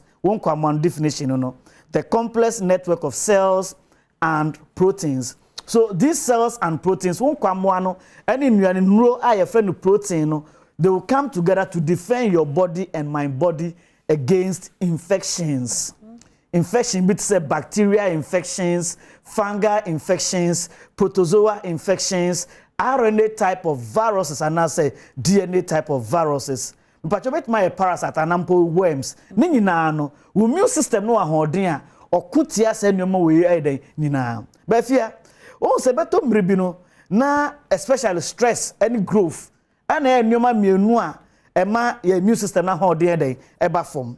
Enti yenyi no growth and immune system na ye inversely proportional. Unyi no na eno so na ahoden eden etiba form. Enti eba na sa na pathogens disease causing organisms omo ye yaremo no omo di yasunkunim ema immune system na beden embre enti ese bia ehun da kwan a abo bia tumbe den eberem enti immune system no ye mre sa na yare bia besen a na be kraw ansa na eden akọ enunti ehun be yin ase obanya dro Vicle 20 enti wonu ma dro Vicle 20 na ne Vicle ne ye ne se esa ko peja won kwamo no immune system na hoden esanko soro you say a mother immune system cells near excited in other words they move from one energy level to another energy level enti won say threshold under normal circumstance ni pedua ni nye adwuma ntimi ndu ho no enkunte yare ma wo no this time around no ni pedua ni be ye adwuma ma na eden abroso enti obi bero ben madro Vicle 20 po say na immune system na eden akoso na fi na immune system na nkasa e fight yare bia wo ni pedua ni mu enti especially omo more BP pressure for omo Vicle na straightforward enti bia me dey am to challenge say wo dey obenu ma check it na yan show systolic and diastolic in farm mount after that after 1 hour one can say obo say yes difference near clear what they say na me odun be adwon say merima yanum BP adro na aya na tori bia na ama ya emre kakra aya emre na say wo sa wo ho yare say nye problem but na me no ka say wonu ma dro Vicle to control BP a any side effect ete ma wo nyemre Vicle no kra besa peja wankasa sa wonu Vicle say 6 pm a by 9-10 pm wankasa bo say yes what you na nyoma bono ho sa wonu na najo asa na okoda ahemrache I think say last week na man big friend me from Takwa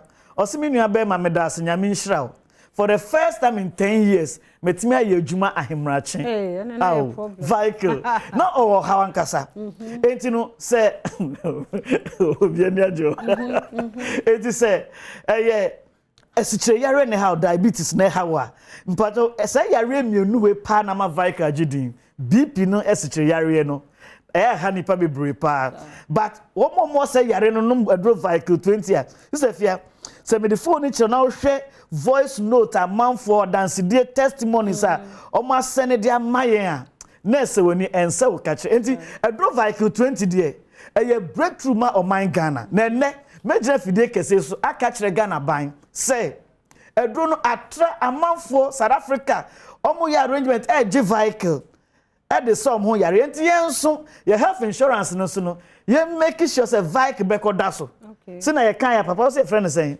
eja osofo na say friend saying osofo Israel ka say ne boarding no na eda health insurance no so a obia nsa betima eden akabi wonu ma wonyare sefia ye nom no sensen ni tina butu so no white ne nie 15 mil okay enti wonu miensa anopa miensa awia miensa anwumre enye se manum bi before se meba nka menum se echrom se sia ba de mamenum miensa na nya hwe me na me ye enti no minsro ho aha apart from say immune system support drug no esa contain a lot of phytochemicals e be a saponis na ehuro na hu ye no e be a triterpenols what is saponis e be a e be a polyuronides e be a reducing sugars and phenolic compounds are omo nyina no they emulsify emulsification just say and nane ehunu srade e friend LDL low density lipoproteins esi ye arteries ye veins ni capillaries no ye ntinum no esi num na mame no mansa na mento aso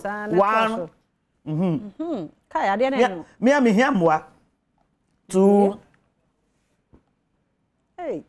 3 woni di kura betimi anom Vital ni emra chinchini bia. Okay. Edenye acidic. Okay. Edura ye acidic no slightly acidic no. And say udidi ansa na why the one. Me your number no wase ho de ba time no so. Yeah, your number is 0244 876 321. Okay. 0244 876 321 and 0244 585-531. If you're Mr. Mamembo Yareno so. It's our menstrual pains. Who call a friend say, oh yeah, menses and I say, who boonsa, pain now come no. Me pacho, so my drove Viking to now Santi pain now. Un madum TV line, free, Nagumen Massen. One more old day for white, Canada becomes more a how one Viking just less than 1 week. Ube difference. And I would say, a month for canon.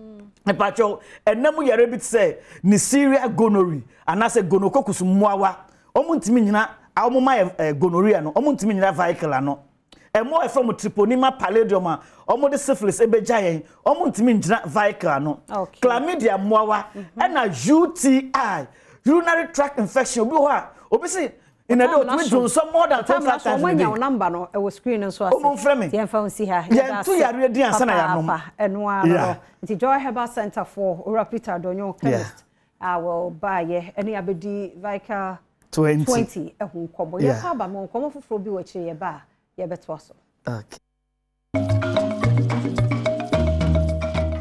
yada say papa wo Adum TV bedwam fisam so de ode ya na ade asem ye educating for me say hwe de apomuden mu nsam no atie nti obi kọ no obi so aba Ban Herbal Center for so abewram ye ba bedi enkomo na happy birthday Samuel Nana Kwesi Asante we sound man o multimedia ha e show happy birthday nyame hira onye okese Kwesi se obeye okese pa enti mo Sadiq Abubakar e wa ha ono ne kasamafo ma Ban Herbal Center yeni wo ni nkomo memu akwaba ena memu afishia panso afenko mesan ho afisa se na nkwane ahoden wo ho amen na wo siri se ya o se de na mo ho ye fe too much ti akoso ane siri sa medase o se Ban Herbal de o ho na se nkwane apomden sa nti abribia no ani ma ye se de nko a se wa woni ti se apomden pa de Brahman fo nti abribia obi aba ya se ho bia so ani bi siri sa eni e beba ho na de bi ani ma ye siri sa ko ye ji apomden pa oh yes yenti Ban Herbal ho nsem kakra yo am say ye de enchia kese ebema Adom TV ahwefo nyina se de omomunim de da no Ban Herbal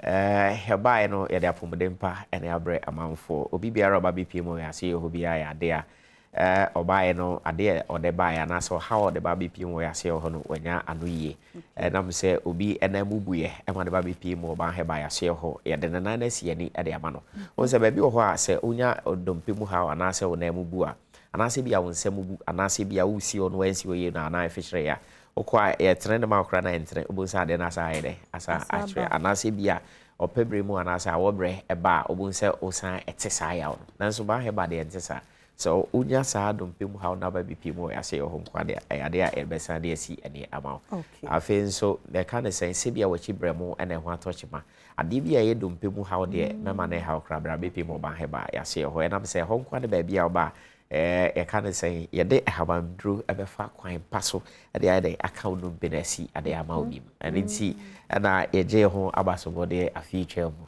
se eba no dompemu aya de hwede a Zimba Business Excellence Awards for and this abaso de kese no mai e we bibiri mu ha de ade a yete so aniti na de bia ya me kan say eba ne say Herbal Center say wo memu ha Amy Lupe Ban Herbal and then aka. I said they all heard TV stations all men who I Adom TV and then aka. Sounds na Ban Herbal no and then aka. Now mum no ade ba ko a hadwin yi na sentem hepatitis B ade. On say say ade na ade a sign cra sign. Yes, you can say HIV M1 no. And I'm say odi nipa du bia gina ho a na wo yam mu hwehwe mu nipa miensa a omo wo say nipa du no enkrofo bia omo hepatitis B ade. And then so and am fifre mu na eba. What does it?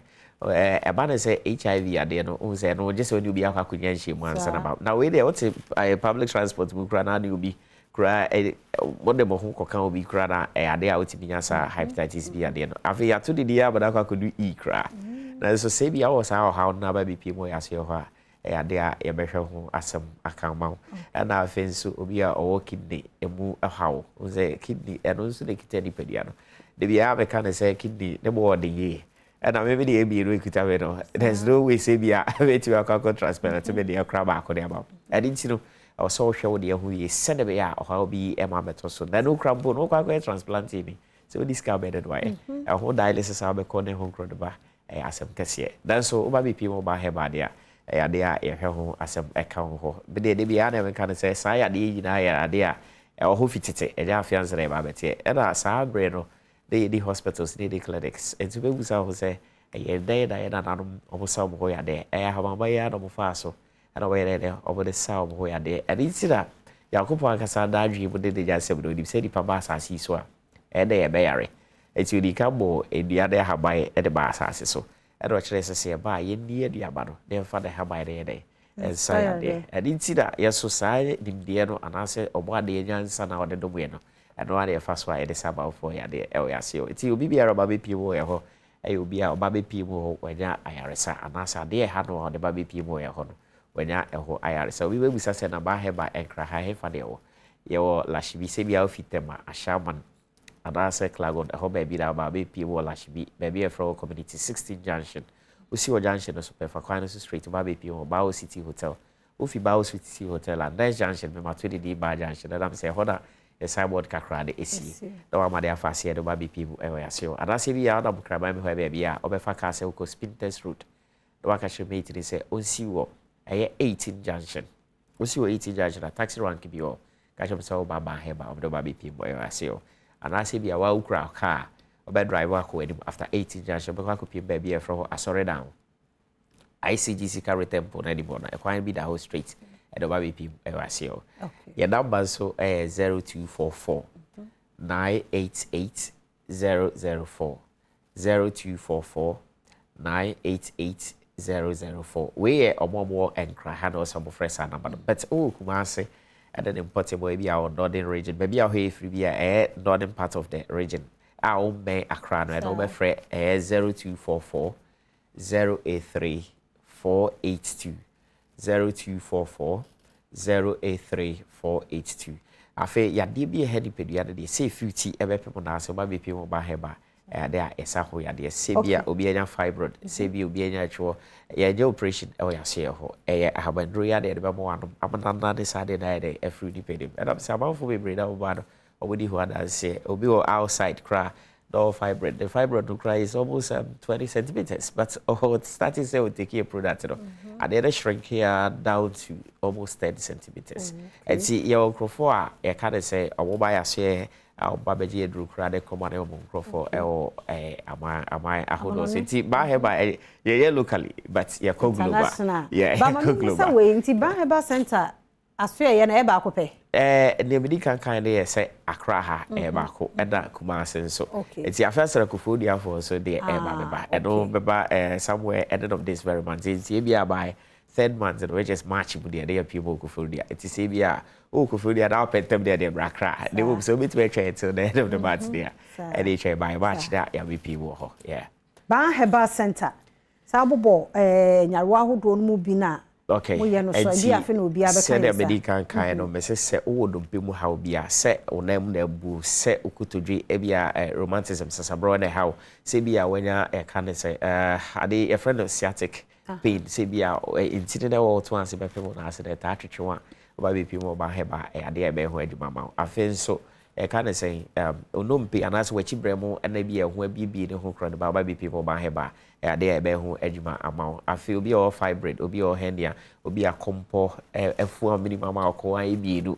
ba be mo ba heba akọ de be sabada ba ba akọ ensi ade bi head pedua no bi ade so ba be mo ba heba ade enye wo yase ho ne se obi anani ye ya wani ehawa eno yenye ho adwuma ho ana afi so wo se ade a eno so yenye ho adwuma but sugar level ekosoro ba be mo ba heba you be control sugar na manaba normal level ama afenso ya massage ya massage ankasa say bi a pese massage obi bi o ma onipadua no sa esisi no ho so aba bi pim wo ho a ya say adwuma no afenso ya Thai massage nso e wo ho ya physio best nso ho a e kan say e bi adwuma wo yenti na ma wo ntimi ye dan e ntrentre umpo mo se sweat man ntrentre umpo wa eno na ya dey stroke eba no enam say moja ni ntimi dey frusa na ye woni padua no ma eno nso e dey how e dey ba be ba so na che say stroke e na e bo kokko no enti say o sa how na e so ba be people ya say afenso ya physio best no so ho a e bi obi ho a pese oba be register just for the best no nko a oba be da so na afidi na kasa dey e ntrentre ni padua no da odo so the moja de ntimi dey frusa na ye woni bo eno so e ho akwanya e wo ho eni ti no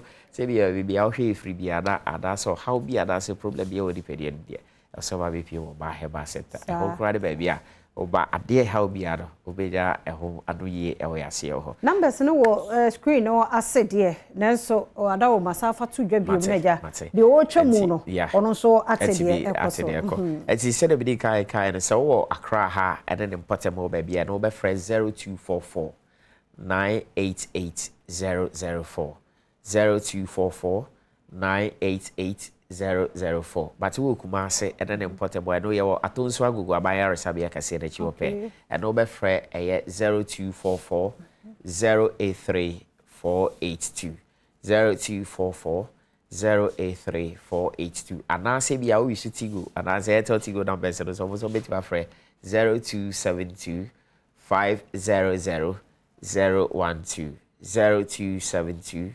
500 012 yes bastion for Herbal Center there ojaro ejida ebejade efidi yada say papa Sidik Abubakar ena yekote nka from Herbal Center ono ene kasama for ye gina ono so ne enkomotwetwe ahodo a yede brew e wa fisem wo bedwam dwumadi so no aha na brema kwan ne yede nyina sie yede wase bebre kwa se woni yatena bepem sabre free health fisa me kwai omanhene kwabna sante eba medi e de afia amankwa tamaklo medawo be kofia mpedu ase Priscilla dachehene edo masekin sobonso ewo camera nachi I so share sound no emaye PR ne osofo Israel so ebo set no ma ye light designers ene MCR ye do bia se me kono manhene kwabna sante atoso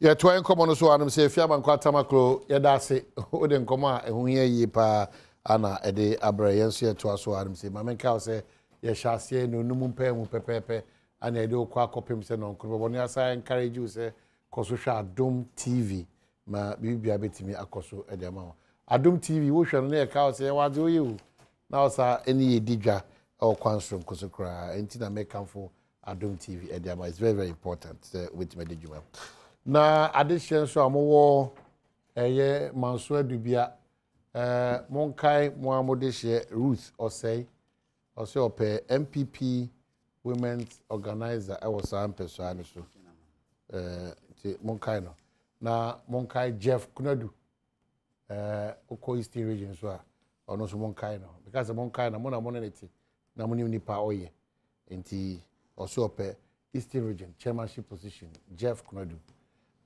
monkai ono so and a whole lot of obi a also so betimi aya de papa bia aboa ompeso aso no party monkai omobra about obre no be so mpenfo atenase me kai o se ebidi sa eye enkomoi nemum ene ye maame Jifa Ativo my announcement now unfortunately me intimi kipu details a course we identify as a course we you know what record of that I don't have so much okay no problem because me na my running announcement surprisingly yes I think it will be in my announcement ma and then who ko here say Mrs. Udriano oh my goodness but Obi Mohammed Jifa Ativo meaning say na sa na mon two see kopena na chia akata kama na crowds or whatever na ebeba so nti mon kind those with information na bibi ntimi ko kama afama ye nyina uni so ahwe bia na mamenka so nyame adoma ha hokran kohye sa rainbow colors so the Continental Stadium men ha is very very unnecessary ha o ye wi adwuma no na afi na Obidi 6 ebe dani 9. And I'm so sad for followers of the rainbow color. I feel the pain I will be go through Kwasiada. I feel so much pain for you, but it's unavoidable. I feel the shame ever. I feel the disgrace ever. Football disgrace. I can feel it, but it's unavoidable. We are sure. Okay, so Mentiene so ombe she share no Evangelical Presbyterian Church ewo he ewo Abutia Petit Volta region. Okay, so mo share no so na mo ma intimi kota etri kama. Yeah, Erikafo enso atena se okwa Memphis West ma she be dwene ogina o ma de share won they were on the ticket of the National Democratic Congress and watena se obodwuma enti ebrenu so Bible so nyame ne but still hashtag no. It's unfortunate. Juma we the man had you know can papa da form. You know, but Juma share says so be Juma Ghana. A man in person so for. No sabet na ha. No jina jinchire bo Ghana memu no. Enye easy nti de bia da meka. Even though you say Yesu eja him no. And him be wa him out say on fe no fi nyina. It's so. Eti yako kese pa odi abusia nyina. Ye ba betawochi. I understand that must say first, second, third of April. Ulma no yohina na. Okay, all right. So first, second, third and I ba betawochi won. Ewo Asenkregwa ma kwan ne ye. Akwan de so you say biamba me kan ho asem wa. Omunya attempt to crash omo ba. No, contractors no. No, but the road minister is all over Ghana now. And I'm ho no. I think when you go to the north, when you go to Brafo, when you go to Ashanti. What do any akun? What do any akun o man? Okay, me like sa ayin. And all the yeah. Oh. It's a same dimeni. That's it. Ombejina ho akan ho asem. Okay. But obekọ ho no na ene ho. And answer. And then answer. I put a question to the road minister. Say on chere o ka so your press conference we say we 4,000 kilometers of roads in the country. That's 6 na me crop with the adwuma zero. Sir, yeah, and man fanya. Mo 1,000 man fanya because enya no question about. Yes, I asked the question in parliament last 3 days. He denied. Are you kidding me? The tape, no. Go and look at the tape. He denied. He couldn't even locate a single road now or come within the 4,000 kilometers. But this is what Dominic research on it. He denied. Press conference na me kokore. It himself when ni kokore baby akwan ne wo. No, but be mindful of where Udis ankomo we. I'm telling you, this is a bigger platform. Now Parliament kura me jina kura put a lot of questions on me nya. Na had the na because what? Dem make am what you say. Enti why ka cho say ye yi wa kwan o baby a so won kan okumase. So what from that data that 1,000 yes. And then they are 4,000? Invite him here and ask him the same question. A concert party or parliament that very day. Last 3 days. Go and check it. Enti akwabia no ekoso Ghana. I'm telling you. Because the road minister Nankasa about parliament. But this is year of roads. This is the second. Eric Afua. Me road challenge in my constituency. Me beside one themselves 4,000 kilometers of roads now. That's official. Yes. Also on kind. I quoted the source. Exactly. And yet he was just there looking at me. Are you sure of what you're saying? I'm telling you, work on it. Enti akwan de ye mompae say Nyankopon ebeka aban akoma because enyo priority. No. So akwan ho asem in Ghana. Me mamamu ifie na nyina no efa dodo na me de begina akwan so I was I come say nya priority. Oh, that's why me busa say me call ye but the reports that I have gathered say almost every region touch base a contractor for. That is why I'm also telling you I'm from parliament. Na me catch you say 3 days and chair go look at the video or the audio. Me and beside that question. You be beside 4,000 kilometers of road. Exactly. I was working between 17 to 2020. Yeah. Bruh, give us the respective locations of these roads. You couldn't. maybe he did not come armed with the needed information. No, it's very government here. It is a year come chrome and means a year come chrome. Sitting minister, when you come to Mr. you are sitting minister. Oh my, it's not true. Okay, all right. It's on falsehood. All right, boy. I'm a man share me chrome for cry. It's a some to Western region. Yes, more Jaffet. Yes, Jaffet. Bedu, regional organizer.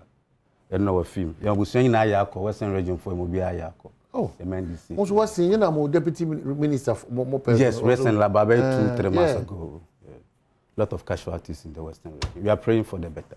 Thank you. I see. My name is Emeko Nawaya, so because no almost I could now control Nipa 137. Hey, why are you making parliament? We are protecting the constitution of this country. No, but that's not how to protect the constitution. Oh, yes. Every attempt by this give the chance and I'll explain to you. No, but every attempt by this administration is pushy an agenda that comes national in character. That's it. Now we are taso, we are taso, health minister attract Sputnik in Sputnik issue in there. The course of Sputnik. I'm telling you, let me ask you a simple question. Look at the processes from one up to where we are now. Is it fair? Is it nice? Does it protect the peace of this country? As promised by the government?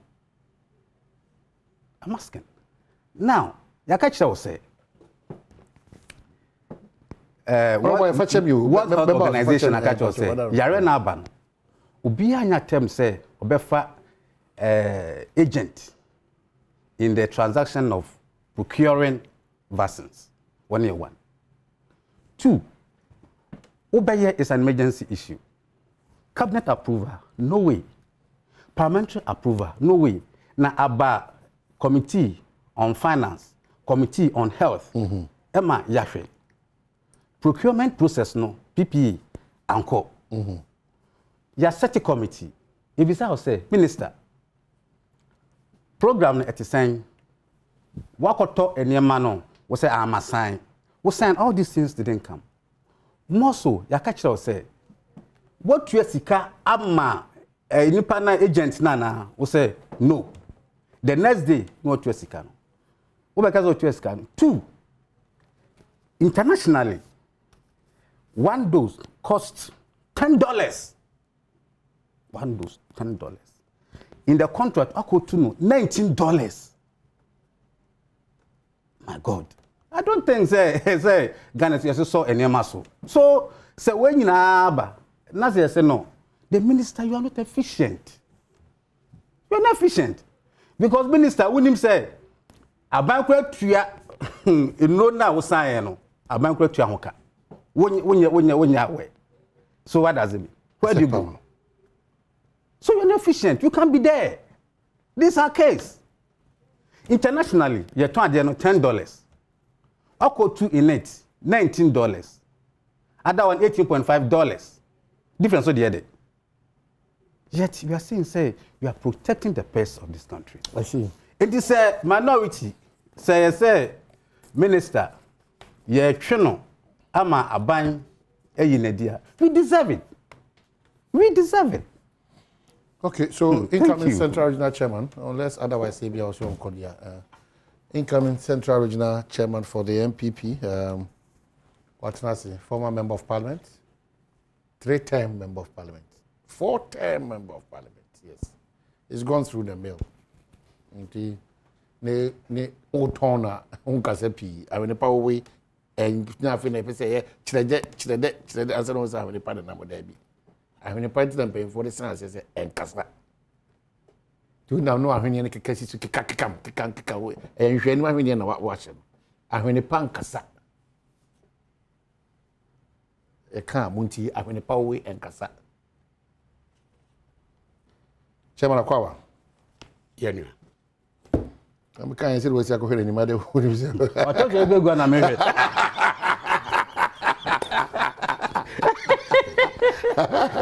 Also, the nose,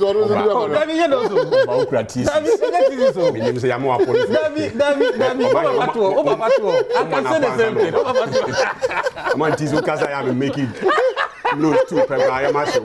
Man, we don't ask me.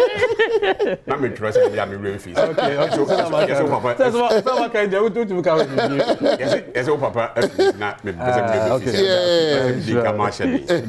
That's oh wow. Jabana, Nyamiado. Bibia na mekwazo. Nyamiado yeguso. Okay, party adwuma no bibia ekọ kama. Bibia ekọ so fine pa. Good. Na ati said no mama ayibi ngona ibisa mo ohunu wanim clear yi. Awa hiva. E ko mra she medwuma na ba abrabo musu o Ghana. Na fe say de omusitim be kan semisi hodum. Wanya kewo go say Nyamiado be Ghana ebutu e kofu meni. Ti mo man chitemu ni sa de ko so wana. Yo man me da se me chia no atiefo nya. Ege me sama me nua hyede. Yeah. Ebere so a mo hoso ba se me sumi fia am free fi mo ho ko de e kwa na pi nti we invite you ba beta we chi that's why I say we some ba kan nya no ko me chia central region for so enche bia na me bo hwi ko fa ko chia constituency executives no se de tie bia o mu nua be na e mesan ba na me fi ho na no ko fo bia mu ntumi adwuma no mu hunu ani so o ma sa si akire se me se me mabio enti me supporters ne me support wo mu enya no kre enti pesa me encourage obi a wo central region se ani abresi e pese e wini 2024 na obi adim se be na ye ne betumi lead friends region na strategically ya position region such say MPP can strongholds within this country ya be kan central region so e dia kan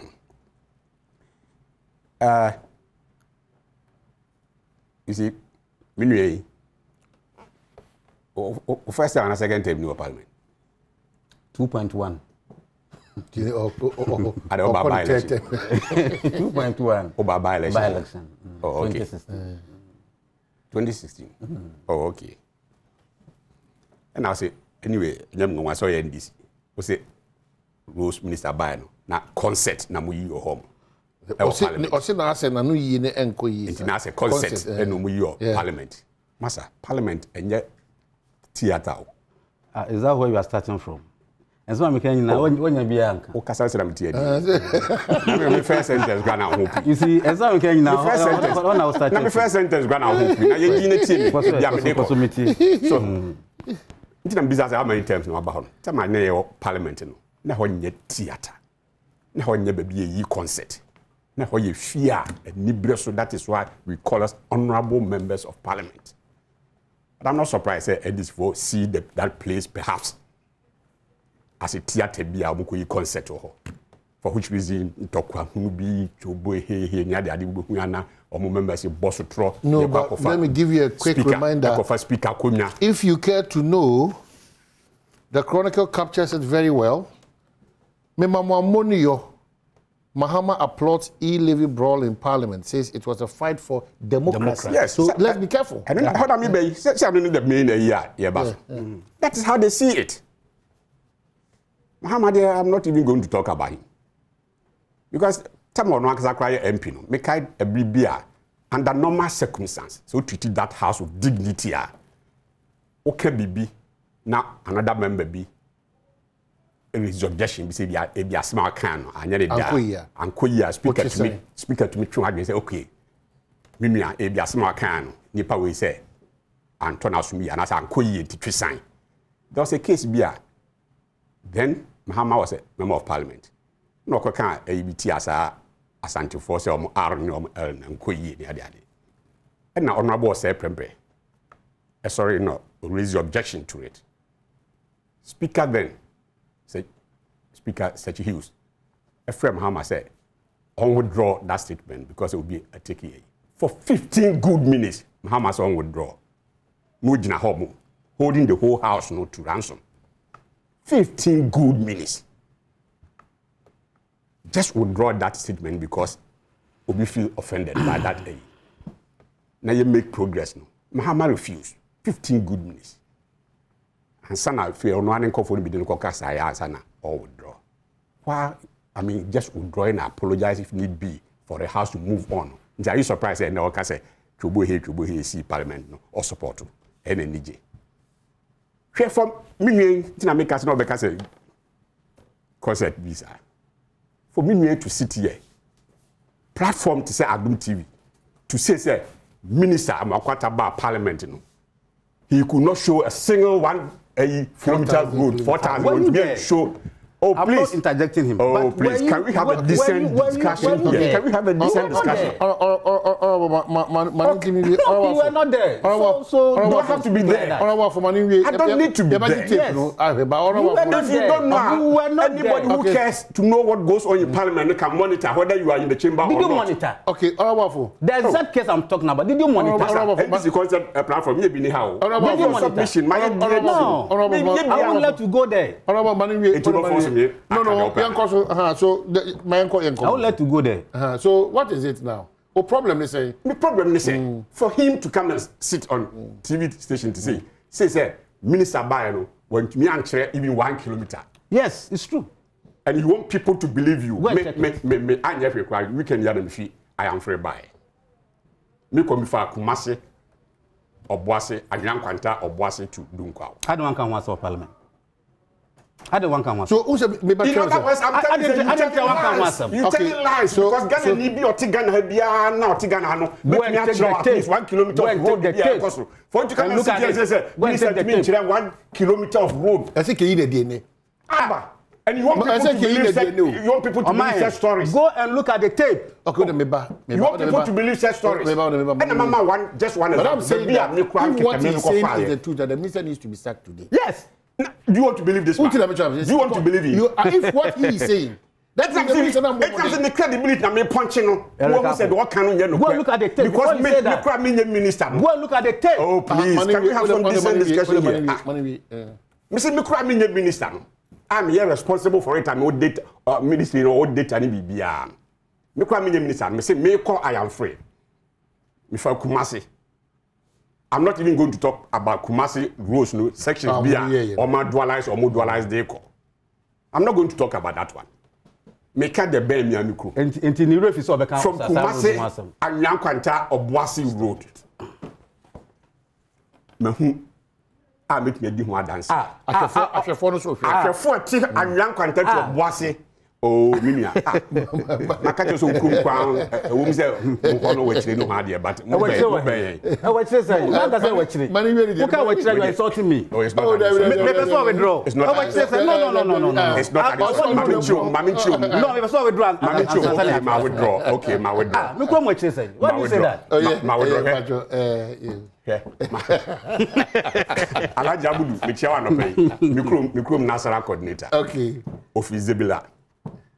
Ye committee bi na obi say wo krom kwa wa obi say ususu free here fa na ase me krom kwa wa because ono so call the krom Isabella na o kra o say o ba pa denchira wesa o say be hotun na so akwakotina so we check Isabella for office ono so abachire dodo you ho ba ye committee ye say ono so eti bi to bi say na mo say obi krom kwa wa ususu free here fa let's go on. Okay. Because me catch yourself, me know you're the same area. Yeah. You be do kum. Asana you tremako. But I'm say who you chia. Okay, I would draw so if you feel offended about this, I'm less than so me who require me who say road na me di ho dance. Me ba no me fa mansa for Kumasi. Me fa asin fosu. Obuase asin fusu so and also from Praso asin Praso e dey kwa asin fusu including asin fusu township road main highway na you should say krom ogwa dualize e krom body no e koso midru tefre no there's a shortcut bi homo amom kwa bi infante my e home ni bowuram homo na waba be piem man kesi me say I'm not going to talk about Accra Hayakwa, the baby I met the man who I cause Hamu 84 me to come and sit here. Said road minister to me and even 1 kilometer. I ask a simple credibility problem. I'm punching into listen. I ask a simple question. But in any case, respective locations of the 4,000 kilometers, And that's what me and you one and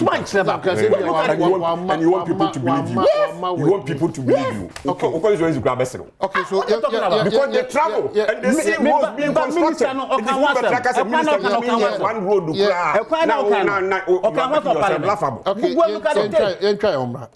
official report. Totally state even one single road. And you want people to believe this. You are not there, so keep quiet. I don't need to be there. You are not there. So keep quiet. So for no see on this matter na fianco other issues. But video you about how many TCC. Okay. Yeah. Okay. So you have the video? Yeah. Okay. Thank you. And we'll get the data too from the Highways Authority. Okay. In effect, all I'm saying is for me, a member of parliament to come and sit on radio or TV, no because say 1 kilometer of road crown. What's the one to answer? I see specifics. He was emphatic that the minister should be specific with respective locations. Yes, you can poverty. So what Mama answered? That's it. It's not done because we come okay. It will be a questions be your home, especially say follow-up question. Is treated with contempt. Hey, a full question beside your follow-up. So, for example, we're talking about 4,000 kilometers a road network. Now, what would be some minister say or Metna Parliament? Now, on chere maybe as I in our at a goa. We are so obinya time that say in now. We say Accra to Kumasi, Keke say put the full aid no will be just 260 something kilometers. 64 or so. 264 or so. Honorable, you are surprising me today. It's the Kobe, yeah, and I'm telling say. Again, say the pay our credibility crown so any you can road networks are every year be a budget be a buy no ye allocation the man on be account for it in the subsequent budget. It show say road sector no this match na call home say na the year juma. The names of roads near the idea of near the idea now will be captured. Data no ho. Data no ho. Baby, so you think that question Obusiani just a question? Your question who here? Because look, I say for example, last me call other sister station be. Now sir, a tolesa na government is now we be say to make naturally baby CC na. When there's data say oh my about 20 I'm saying to who expect say me meji hana me sure say uko say dua we achi a ba ku si ho uko keneshi market na achi a ba ku si ho e wa bra minim hwekura minim say the effect end results need be and say cholera outbreak ejai unim say unim dey cholera efi ni sa nyoma the person me catch I'm not interjecting the person me catch say me MP and I have this is one of the tools that I have as member of parliament to bring the minister to the plenary. You are not interjecting. And ask him questions. Okay. Very important in the country. And I'm just saying, so question. What is it? So, but what do the problem? The problem is say, me ba, mam cho problems and po nyesi. Me problem. Me and I'm say, my friend, what problem? Say, with the minister about parliament.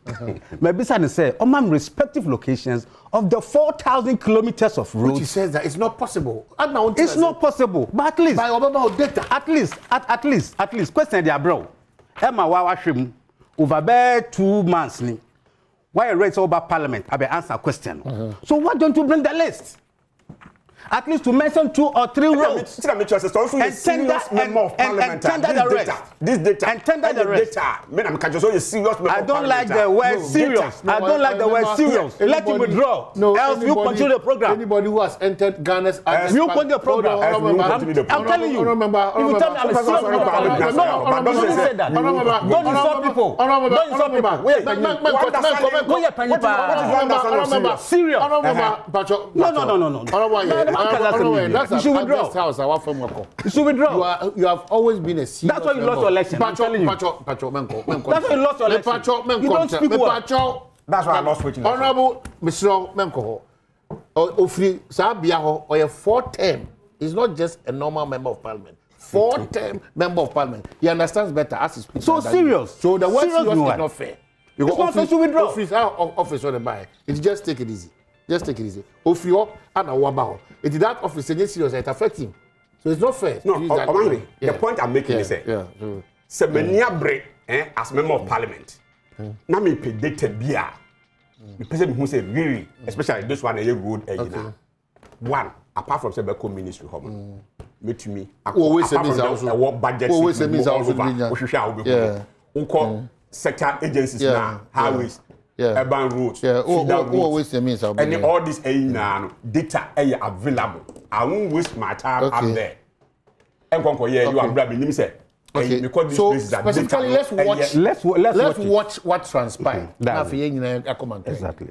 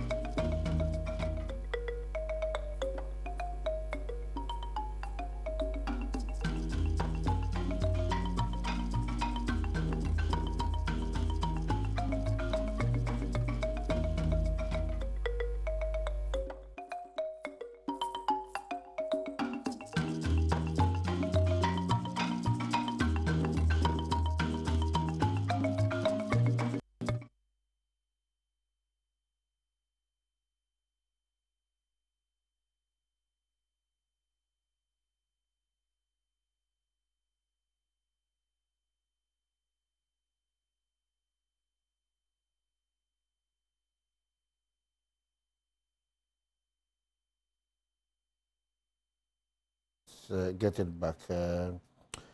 This one says, any good student of politics and governance must basically know that a particular government is replaced only when there is a better alternative, not necessarily because of its weakness. In case where electorates realize that, notwithstanding those weaknesses of the incumbent, the opposition is not a better option either. There's absolutely no reason to change. This is the current status of ex-President John Mahama, and that is something that he deliberately seems not to understand. McLean Desmond or Seshi Yosu and all the way at the Abba. Yaba back. Oh, so don't come and see your next issue. So say we be come. Yeah, Ikakra. Honorable Kasano. I say John Dramani Mahama. One time in Parliament. Yeah. We did Asante Fuate. Also, Oka Kasentri. Say I can on trim reform. Mr. This is a big platform. So, only the name what was it? Only the Parliament that time. Oh yes. This is a big platform. Yeah. Anytime bia program bia, man produce the official report in Chiro. Na read to the public. Me say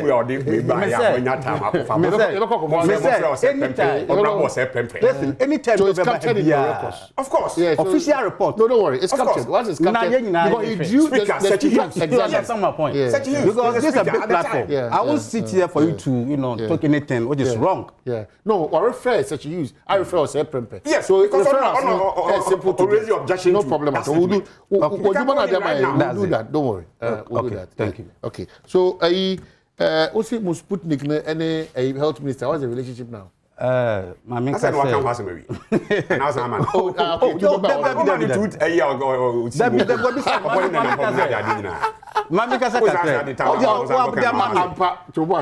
Also, what the whole way we monocodo. It's Madon, Mammy. I don't know we are not be yes. Okay, that's it. Okay, but that's what your majesty. E-levy. I did ask for you, Kuku, President Mahama Fee. Only come once man because what beside that question, Anna? Maybe chance the man in America a year now. Okay. Okay. I know say mama old Sputnik no become once, but 11 no just start. No say. So me be tell Sputnik say. Okay, can send bibiri. No no opportunity. O baba. Kebi mami kebi. Nefe. Koso. Be a good listener. Yeah.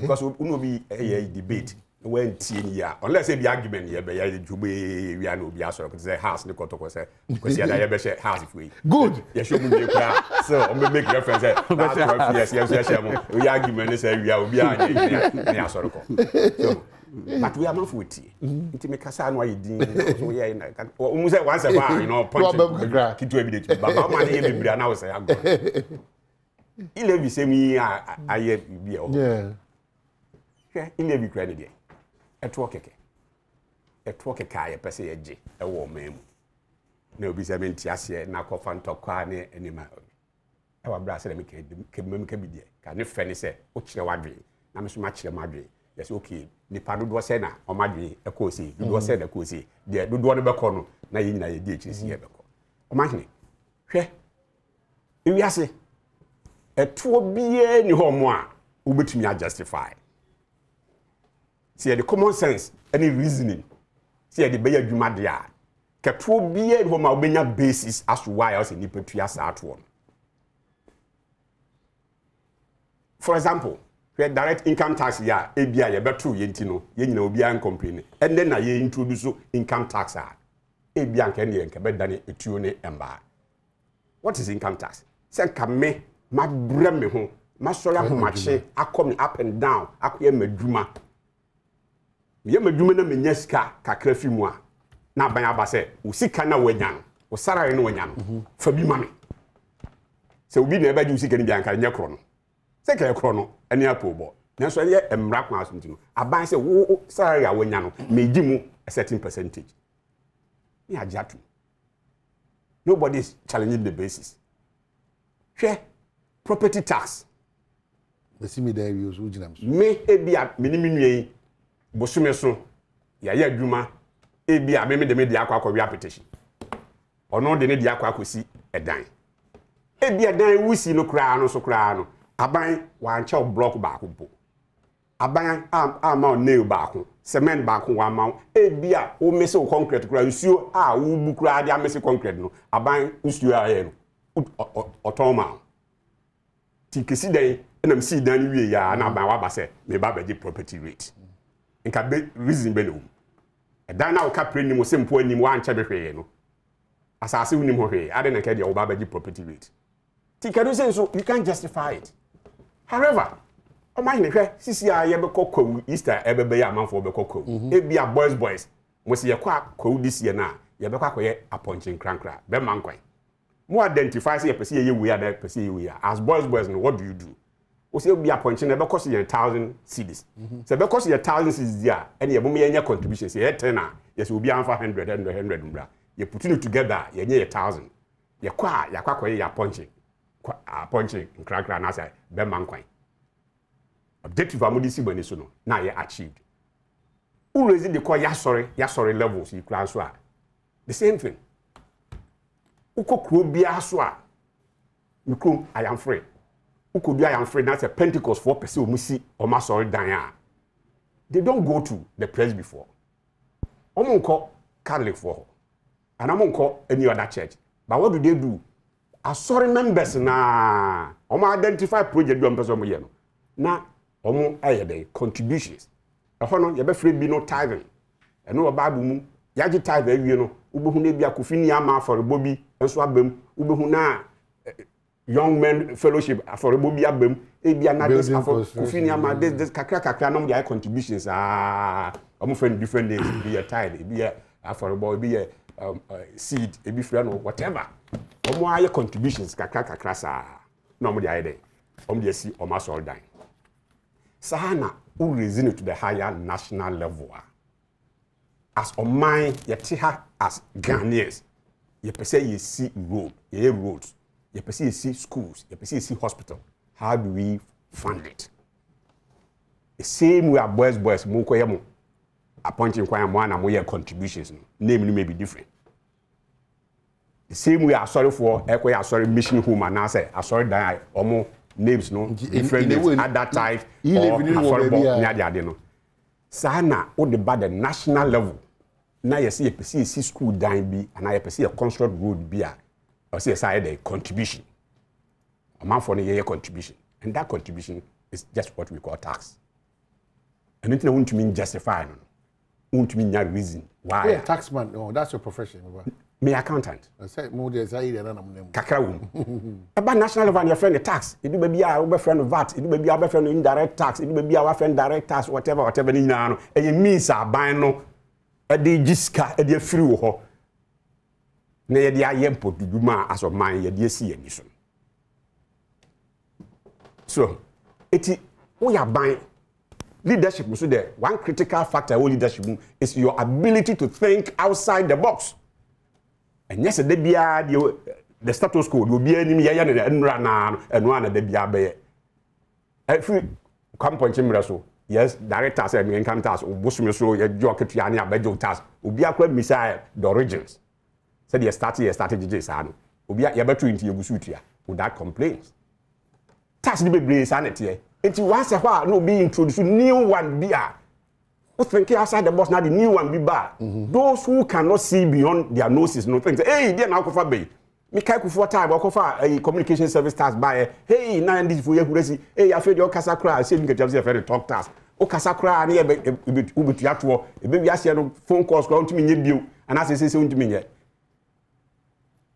And Papa, who for Jinan and Aswa, Skaka Clip, PFU Homine, the creative youth employment program.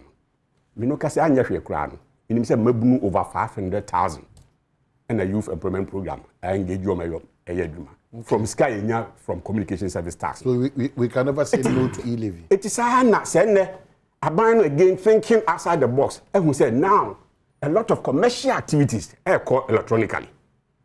It's any young for you need and kosher also. Now you resist kakakra. Near family bois or mine point to Juma. Ebimo asori kokun tokwa. I did not say a was adio. Our brother is just another means of raising revenue.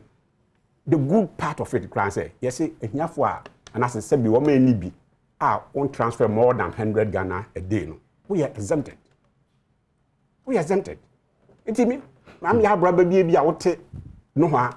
But it's a bit yes, we say, oh, me transfer, just be transfer, scrap, me bow boarding house. The command 200 is grab by Bejimu ABR 1.75. One city, now by Bejimu. What be sound say? Ubano all boarding houses here. And can admission fee crack a basin. Of course, we can admission fee. So that we admission fee. So can say no better. So young corner, young show. Young fancy, young corner, young video about Thank you. He's giving us why e-levy should not. That one, I won't even go there. Okay, so you show video ever break if we break, but then we're on. 2020, the government had constructed about 4,000 kilometers of roads in the country. Go and check. Thank you.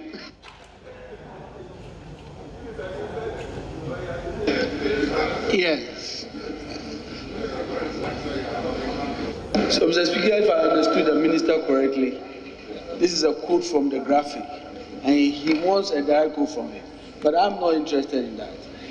The Minister of Roads, who has worked from 2017 to today, should be able to tell us how many kilometers of road he has constructed. Can the Minister tell us? Yes, Honorable Minister. This is no problem at all. The data is there. Come up with a question and I will answer it. Come up with a question and I will answer it. And I can tell you that between 2017 and now, 2021, roadworks undertaken by President Akufo-Addo's government in this country is unparalleled in our nation. And come out with it. I will come with the information. I will come with the statistics, and don't even limit it to the roads. Limit it to all other aspects and activities of the road infrastructure. Bring in the asphalt overlays, bring in the bridges, bring in the interchange.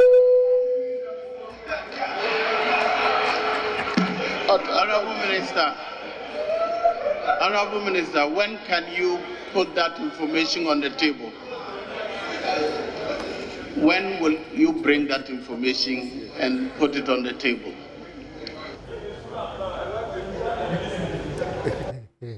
You could bring up. Why?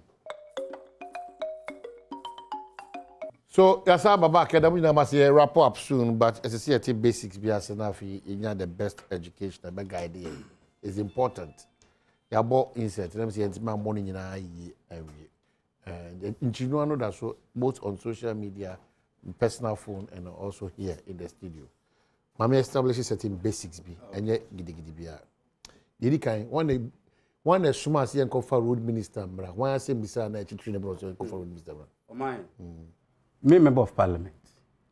And na my studies. Me who say MP bia obe sorry akasa parliament bia kan kwan ho asem. Including myself. My kwan ho do e wo me constituency nyina 2016. Abanda da no de ma contractors nyina wa unu akofi job. Yamna djuma kese ho na oye free aboy kwanta 2. Pistia. Kokoro nyina ye de agu nchan. Yet abani say we constructing 4,000 kilometers of roads. And me put you in question. Me demand parliament. Say invite minister. Look at the English I'm coming to use. Respective locations.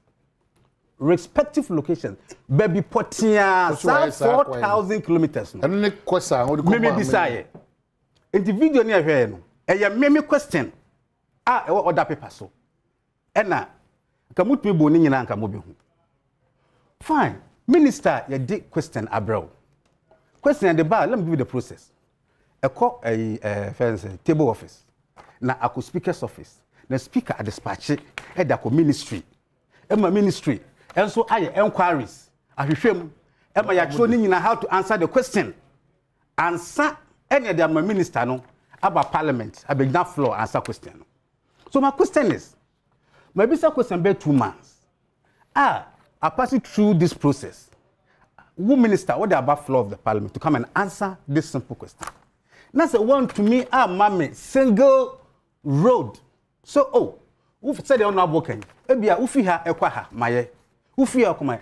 For the sake of time, I tender all the roads within the 4,000 kilometers. That's the one to me, and yes, I them. That's my better now. Let me catch you say, your minister didn't do well. Okay. You are challenging me. All right. Oh, then I fall short in comedy. That fall short, and say, you should know the difference between substantive question and a follow-up question. But he did a substantive question. No, substantive question. Be based on what Waboma was saying. So go and look at all the questions.